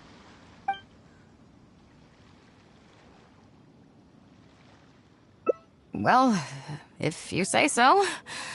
I'm not one to spoil the fun. So, what do I do now, Traveler? Like this? You're kidding, right? I've never had my photo taken before, but something this simple shouldn't be a challenge for me. It must be the lighting or something. You've got it wrong. I never said that. You mean go somewhere else, then bring the final photo back as teaching material? Sounds good to me. That's a good idea, isn't it, guys? The lighting may still be a problem. But I'm open to persuasion. If you have a suitable place in mind, I can consider it. Just to be clear, I won't necessarily agree. It depends on the place you have in mind.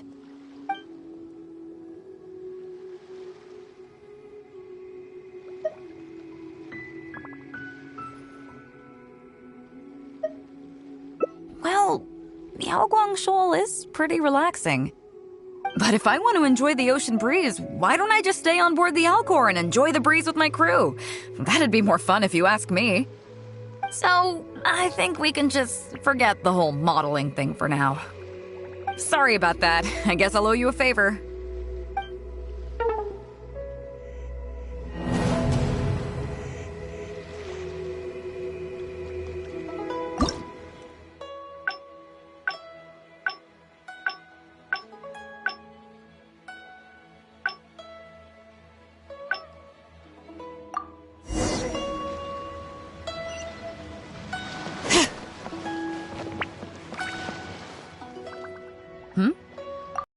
Finished talking to the crew, huh?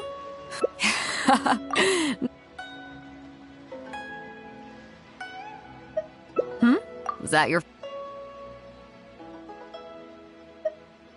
Okay, yeah. Okay, those are all my questions.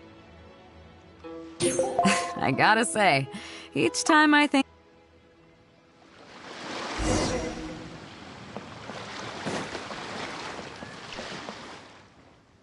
Listen up, everyone can go back and call it a day. The photographer... Great, it's settled then. Juza, let's muster everyone over here to meet the new team. Well, if... A view overlooking Liyue Harbor, huh? Sounds nice, but... On second thought, I don't have any love for a lifeless gadget like the camera. I'd prefer to be having fun together with my crew. I guess I'm used to that rowdy bunch.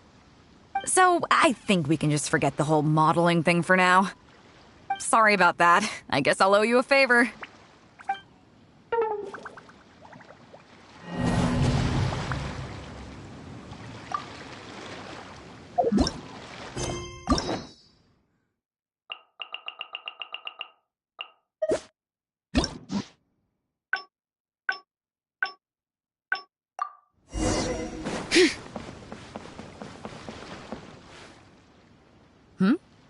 So you've already...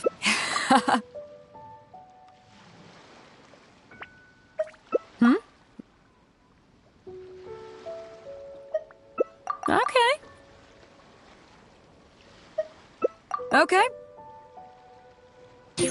I gotta say...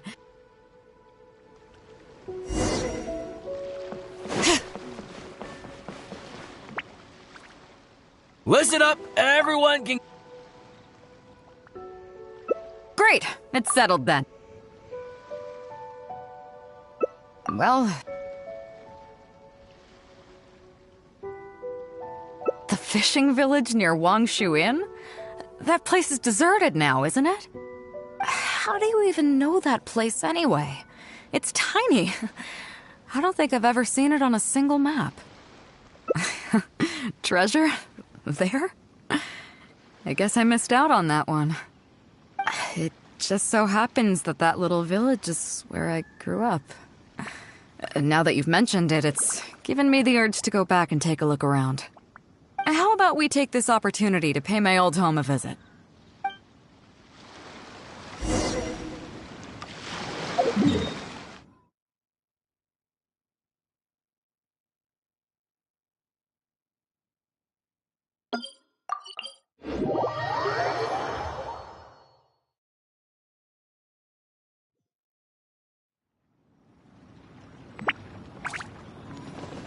Bring it!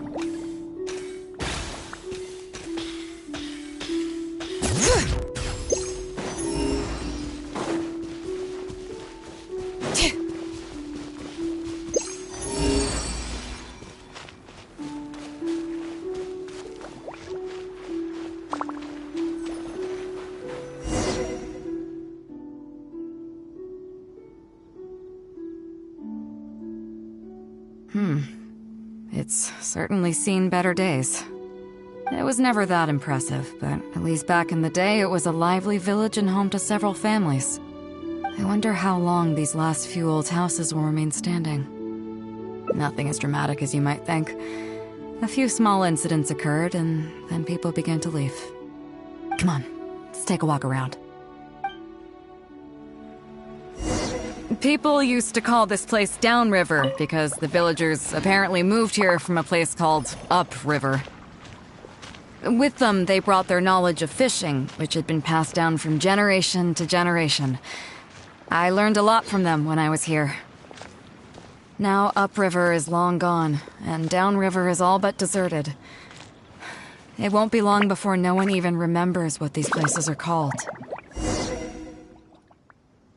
To Zhong. Zhong. I barely remember this name. You're right.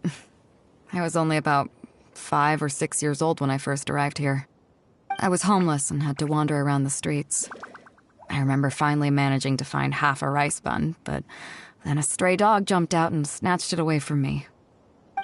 Half a rice bun was not something I was willing to give up so easily at the time, so I chased it all the way to this neighborhood. Then a few fishermen saw us running and stopped me. They were kind enough to give me some food. Seeing me stop, the dog also stopped running. But straight away it keeled over and never got up again. Maybe it was too tired, or maybe it had starved to death. I went over and saw that the dog still had the half rice bun in its mouth. It didn't let go even at the very end. Poor thing. Had I known the dog was so weak, I would have let it take that half rice bun. I could tell they were wary of me at first. I was the dirty little kid who had just chased a dog to death over some scraps of food. But I got lucky. The village chief took pity on me and brought me to their home. That's how I ended up staying here. Do you know what the name Beidou means? Come on, I'll explain along the way. About a year or two after I arrived, the village chief fell ill during the winter and passed away. During that same period, the harvest was getting worse and the fishermen's catch was getting smaller day by day. Without the village chief to handle the situation, people began blaming each other. There were even rumors that some families had been overfishing and leaving nothing for the rest of the village to catch. But in the end, they all turned on me, saying that they shouldn't have ever taken me in. They said I was bad luck. They pointed to how that dog died on the first day I arrived. Next thing you know, the village chief dies, and then all the fish die out. They said I was a living curse, and the downfall of the village was all my fault. I told them that I didn't understand. I'm not a curse, I'm just Beto. Then some of the villagers started shouting and drove me out of the village. They shouted, "Nando controls life. Beto controls death. Beto controls death." Before then, all I knew about my name was that it had something to do with the stars. It wasn't until then that I realized that Beto was a constellation. And the Alcor, one of its stars, was an omen of death. Here we are. This is the old house of the village chief. I bet he never expected that the little girl he took in would grow up to be seen as a curse that brought about the village's total destruction. What do you mean? Is that all? And let me guess. You got to Inazuma and the Electro Archon's Gnosis was taken as well? Well, you seem to wreak havoc on a grander scale than I ever could. Oh, I get it. You're trying to convince me that I'm not cursed. I appreciate it, and I'll take it. Let's not forget that the people whose names stick around are the ones who emerge from the stormy seas unscathed, and the ones who get swept away in the wind are the fledgling birds who couldn't hack it. I, for one, have never encountered a storm I couldn't weather. But your journey's far from over, isn't it? Just remember, there's no telling what else you might encounter in this vast world. So if you ever find some idiot trying to brand you as a scapegoat just because you're the one who lived to tell the tale, tell them Captain Beto demands to have the honor along with you. Remember, you'll always have the captain of the Crux to back you up wherever you go. Two cursed scapegoats banding together for survival. Sounds like a recipe for disaster, but at the same time, I kinda dig it. I'm lucky to have a friend like you. Okay, it's time to get back to our photography. Right, teacher? Come on, let's not waste any time. Get it done while you can before I change my mind. So, do I need to strike a pose? All right. How about this?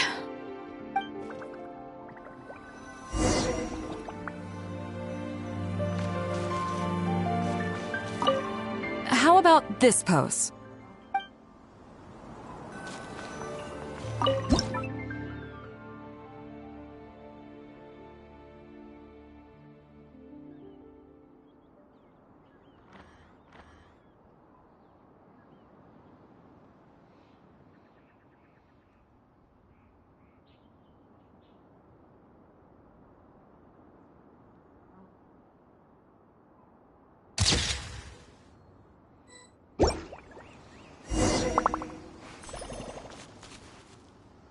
So, is it done yet? Please don't tell me that it looks weird. Show me. Yeah, sure, whatever. Now give it here.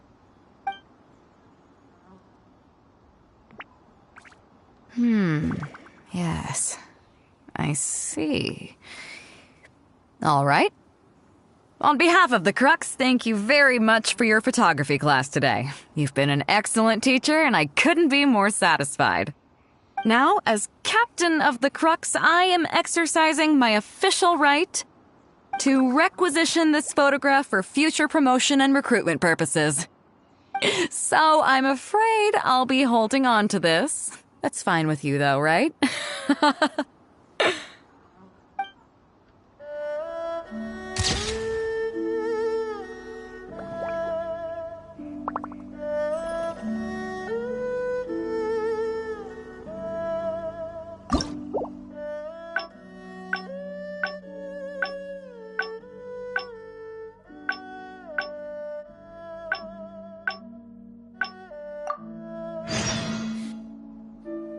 here we are.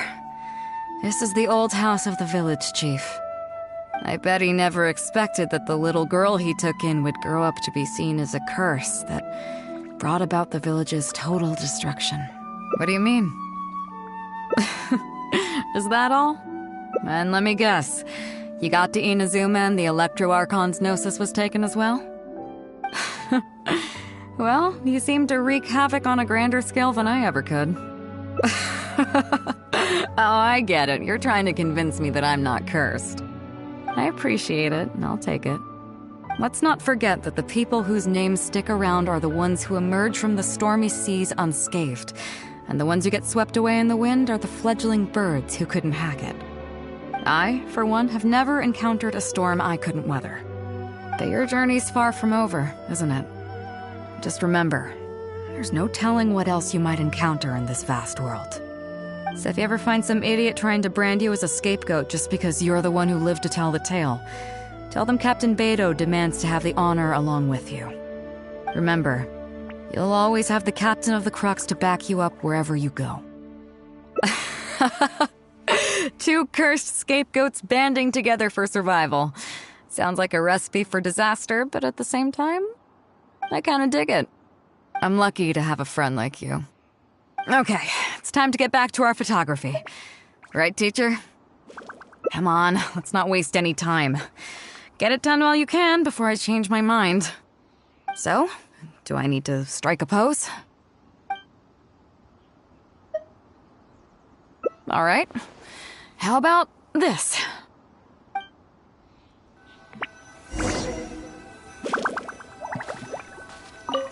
How about this pose?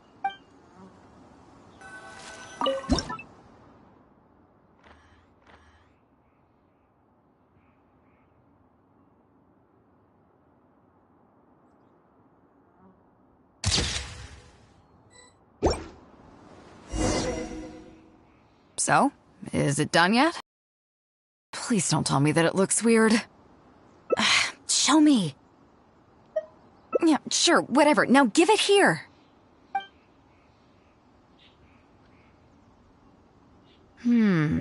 Yes. I see. All right. On behalf of the Crux, thank you very much for your photography class today. You've been an excellent teacher, and I couldn't be more satisfied. Now, as captain of the Crux, I am exercising my official right to requisition this photograph for future promotion and recruitment purposes. So I'm afraid I'll be holding on to this. That's fine with you, though, right?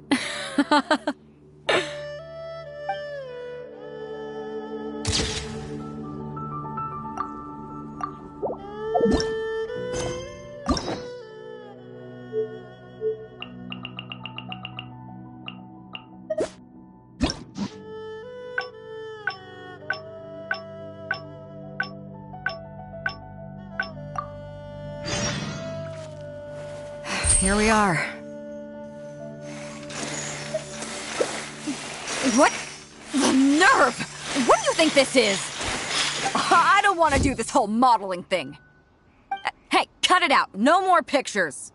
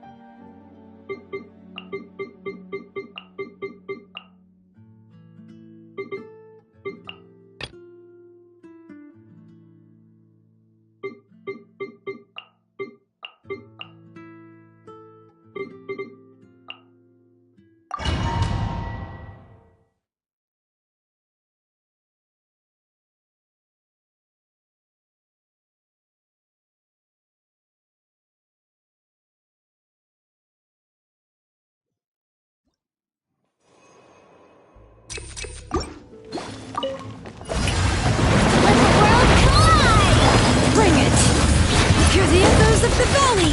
Everybody stand back! Light up the blazing sun!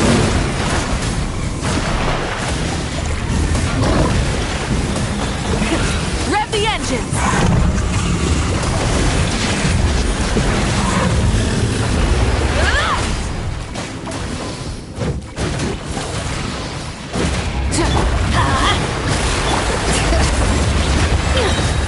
Letting brave names echo!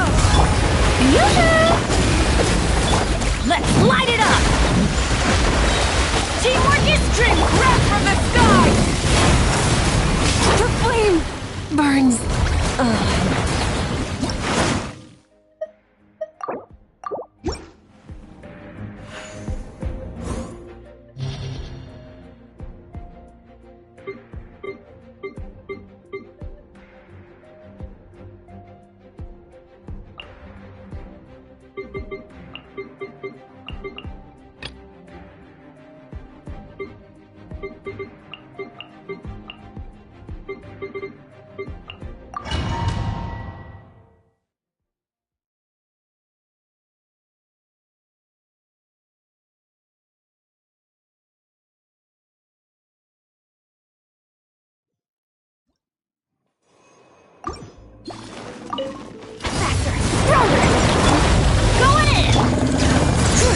The echoes of the valley! Light of the blazing sun!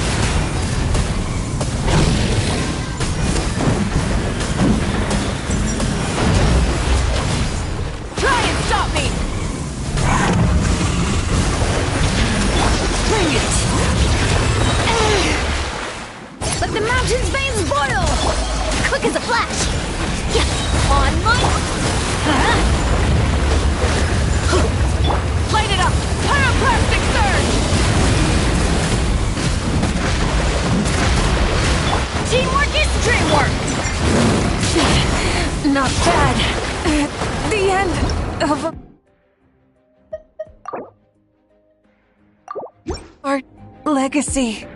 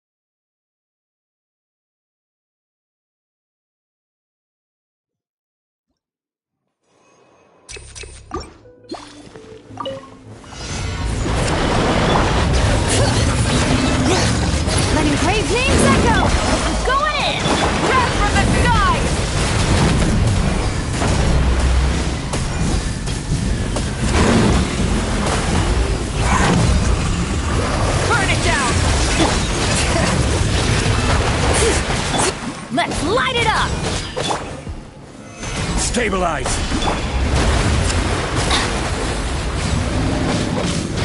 Bring it! Hear the echoes of the valley! Teamwork is dreamwork!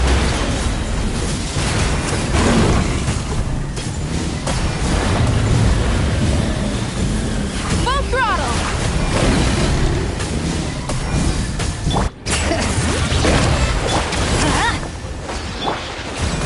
Solidify! Let engraved names echo! Let's light it up! Pyroclastic surge!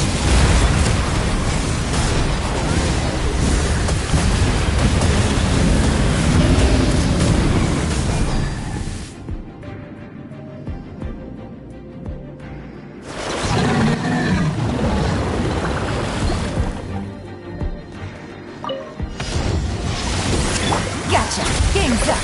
Time's over. Let me weave you a bow. Laid bare. Of grace. Peace be with you.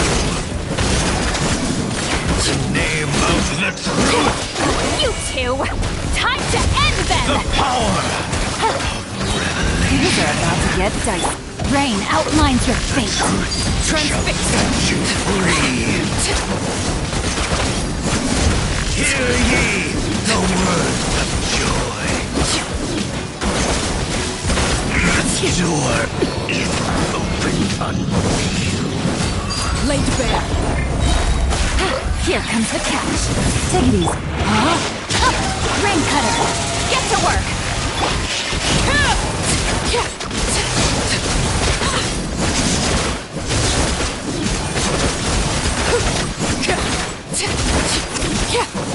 Overruled.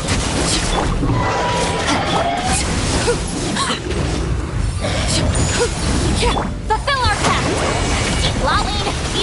Busted. Things are about to get dicey.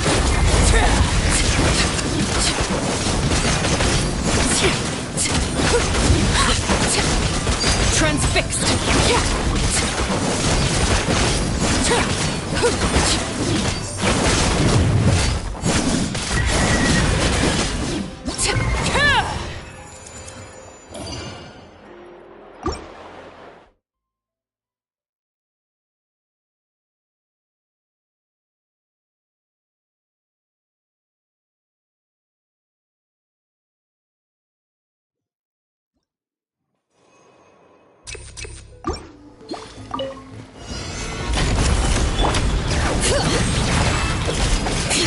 Hear the echoes of the valley!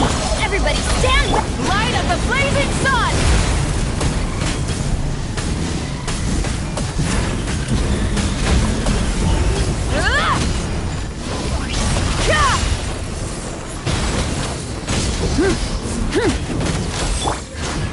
Gather!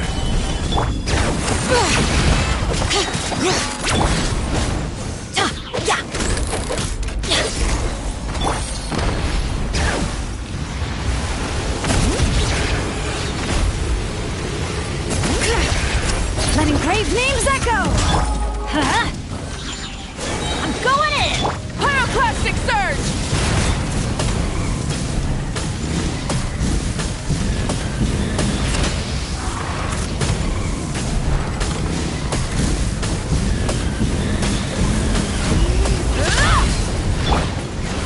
Solidify! Let's light it up! Light up the blazing sun!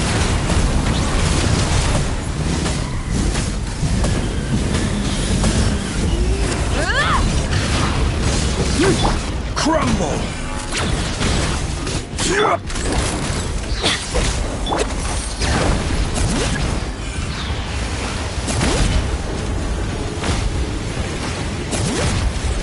Hear the echoes of the valley! Teamwork is dream! Pyroclastic surge!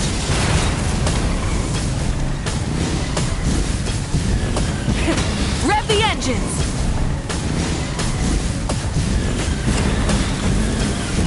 Incinerate! Gather! Let the mountain's veins boil!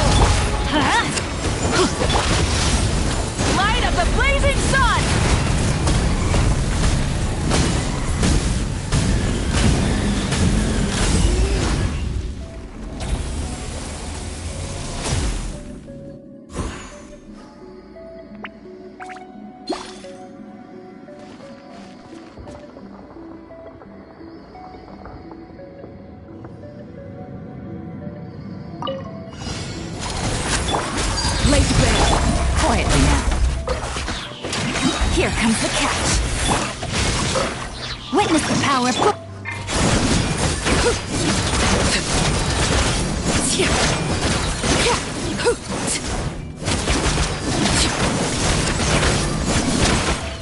Trent, get to work! You two! Time to...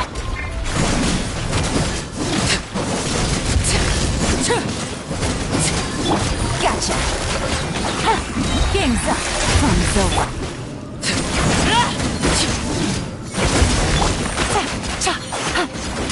Show no mercy!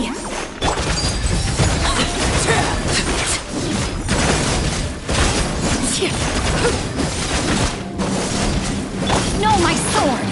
Rain cutter!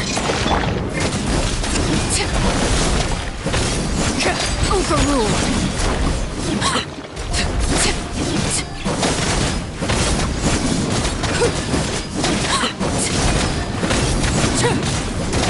This is where you fall. Laid bare.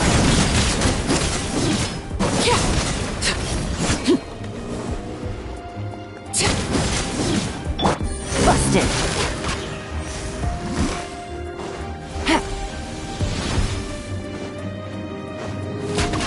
Take it easy. Gotcha. Rain outlines your fate. Things are about to get dicey. Fulfill our pact! Overruled.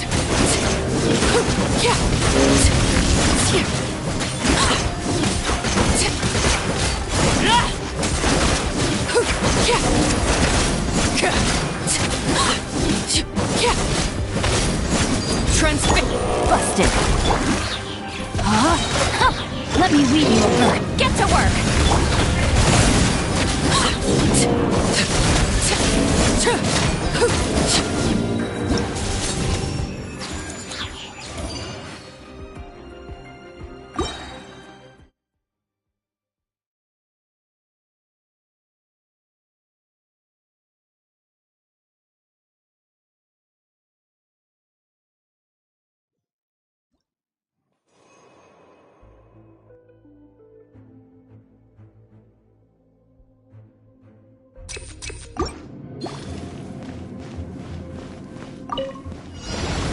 Stabilize! Hear the echoes of the valley! I'm going in! Wrath from the skies!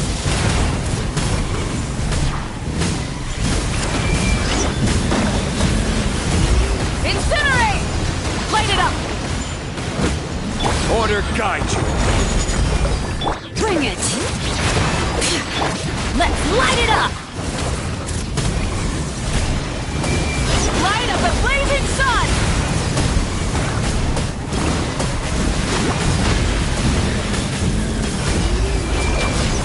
Full throttle! Letting brave names echo!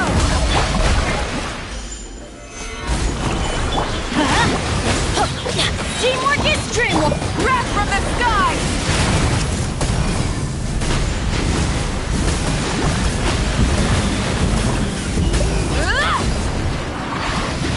Burn it down!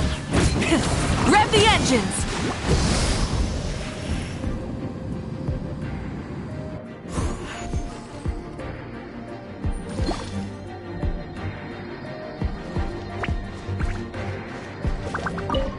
Fulfill our pact! Overruled! Gotcha! Here comes the catch! Know my sword! Rain outlines your fate!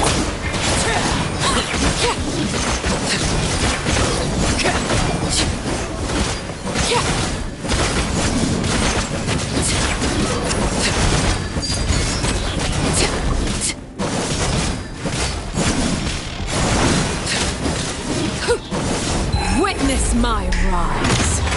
Laid bare. Get to work! Busted!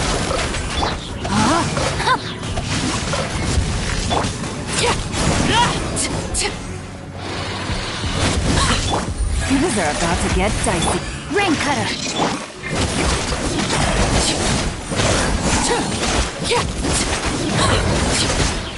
Overruled!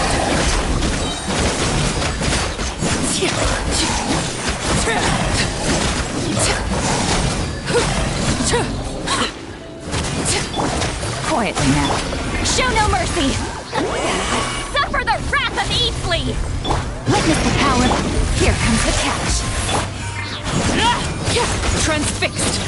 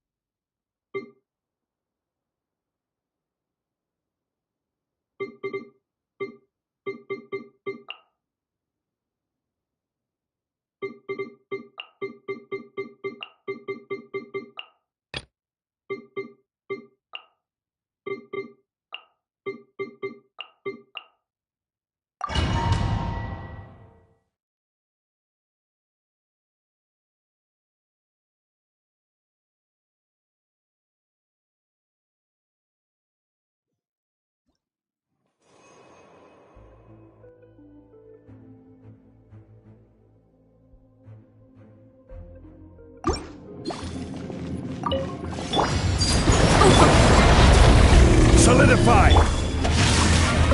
Rain cutter! Things are about to get dicey.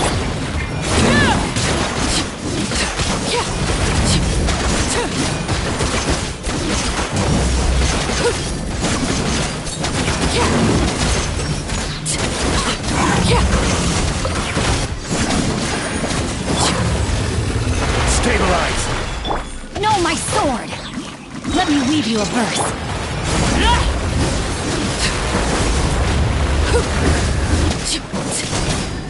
Laid bare. This is where. Transfixed. Solidify!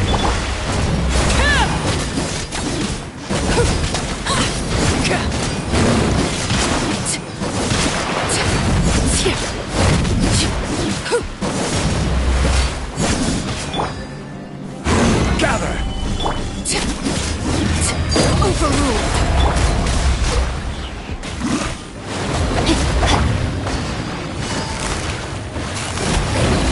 Gotcha. Here comes the catch.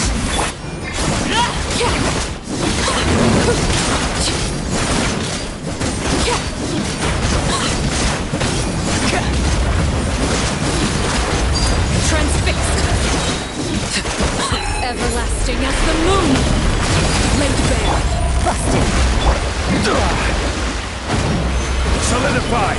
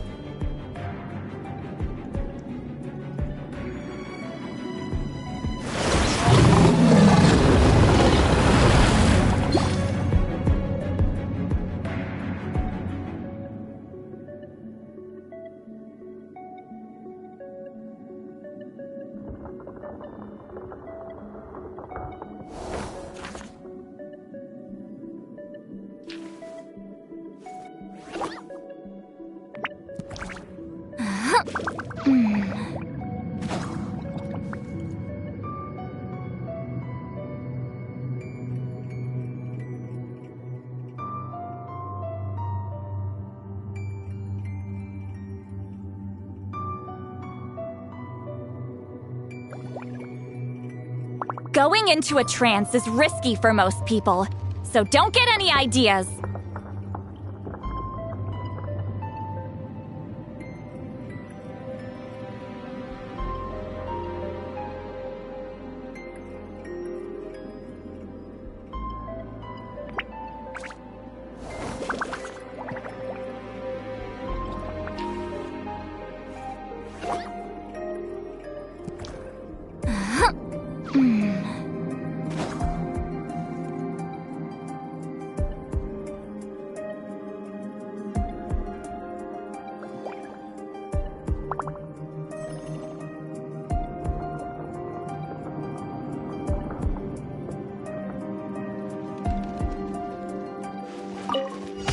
Behold!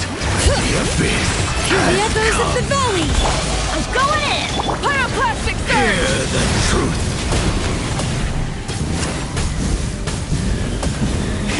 Rev the engines! In the name of the truth! Bring it! Let engraved names echo! Get to work! Wrath from the sky! Shall set you free! Hear ye the words of joy! Grace be upon you! Teamwork is strength! Show no mercy! Peace and hope find Pyroclastic surge! the truth shall Try and stop me! Bring it! Let the mountain's veins boil! Eat lolly! Eat papa! Let's light it up! Rev the engines! Ha!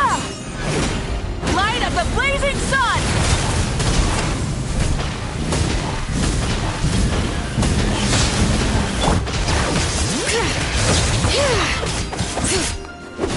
Fulfill our path! Hear the echoes of the valley! Light it up! Wrath from the skies!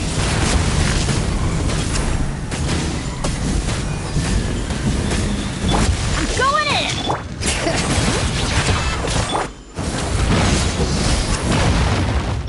Show no mercy! Pyroclastic surge!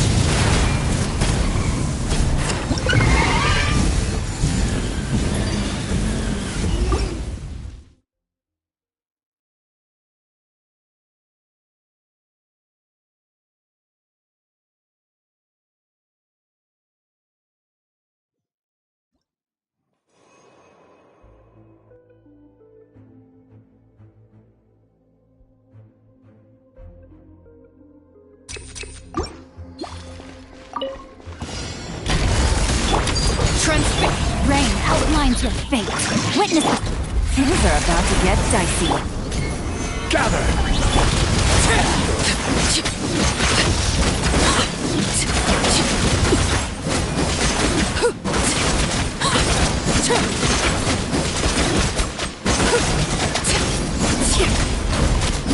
Overrule, huh? No, my sword! Let me weave you a bird. Gotcha. Here comes the catch.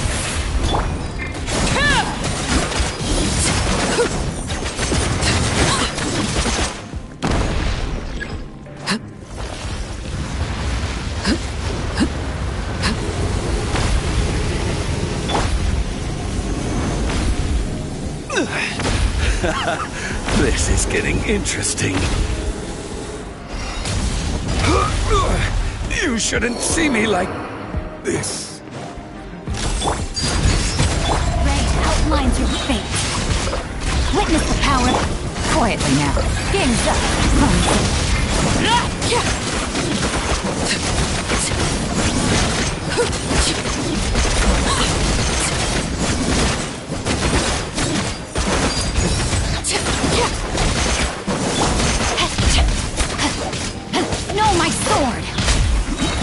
you a verse. Busted. Things are about to get dicey.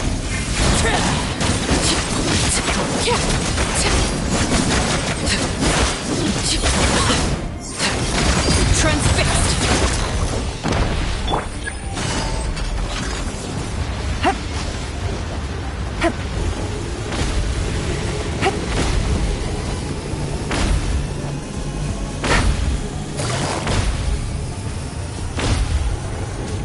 Gotcha. What are the odds? Brain cutter. Overruled.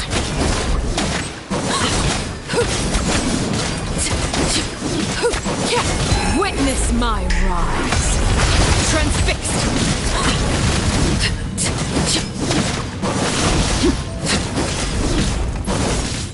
Know my sword! Rain outlines your fate. Witness the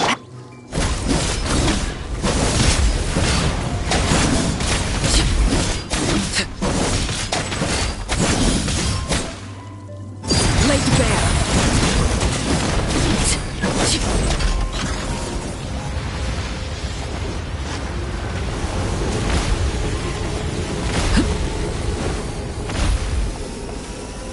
This shall not be my fate.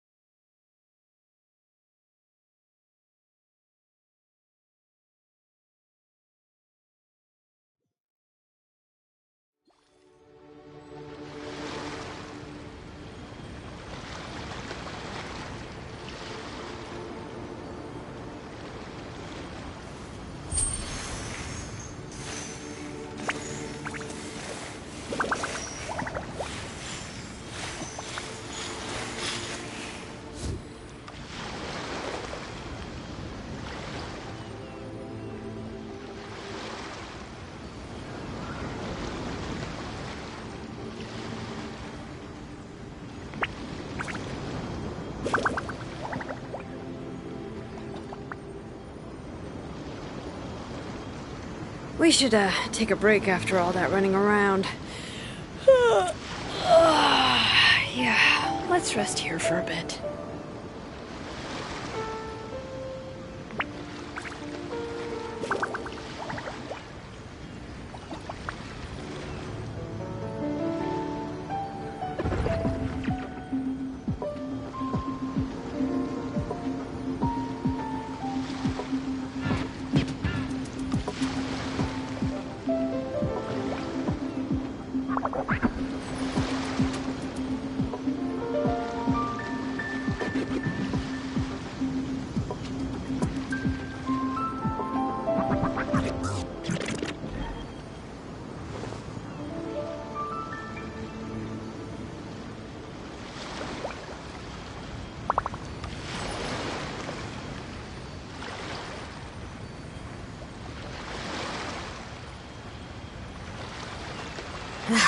My potted plant on the porch has died again.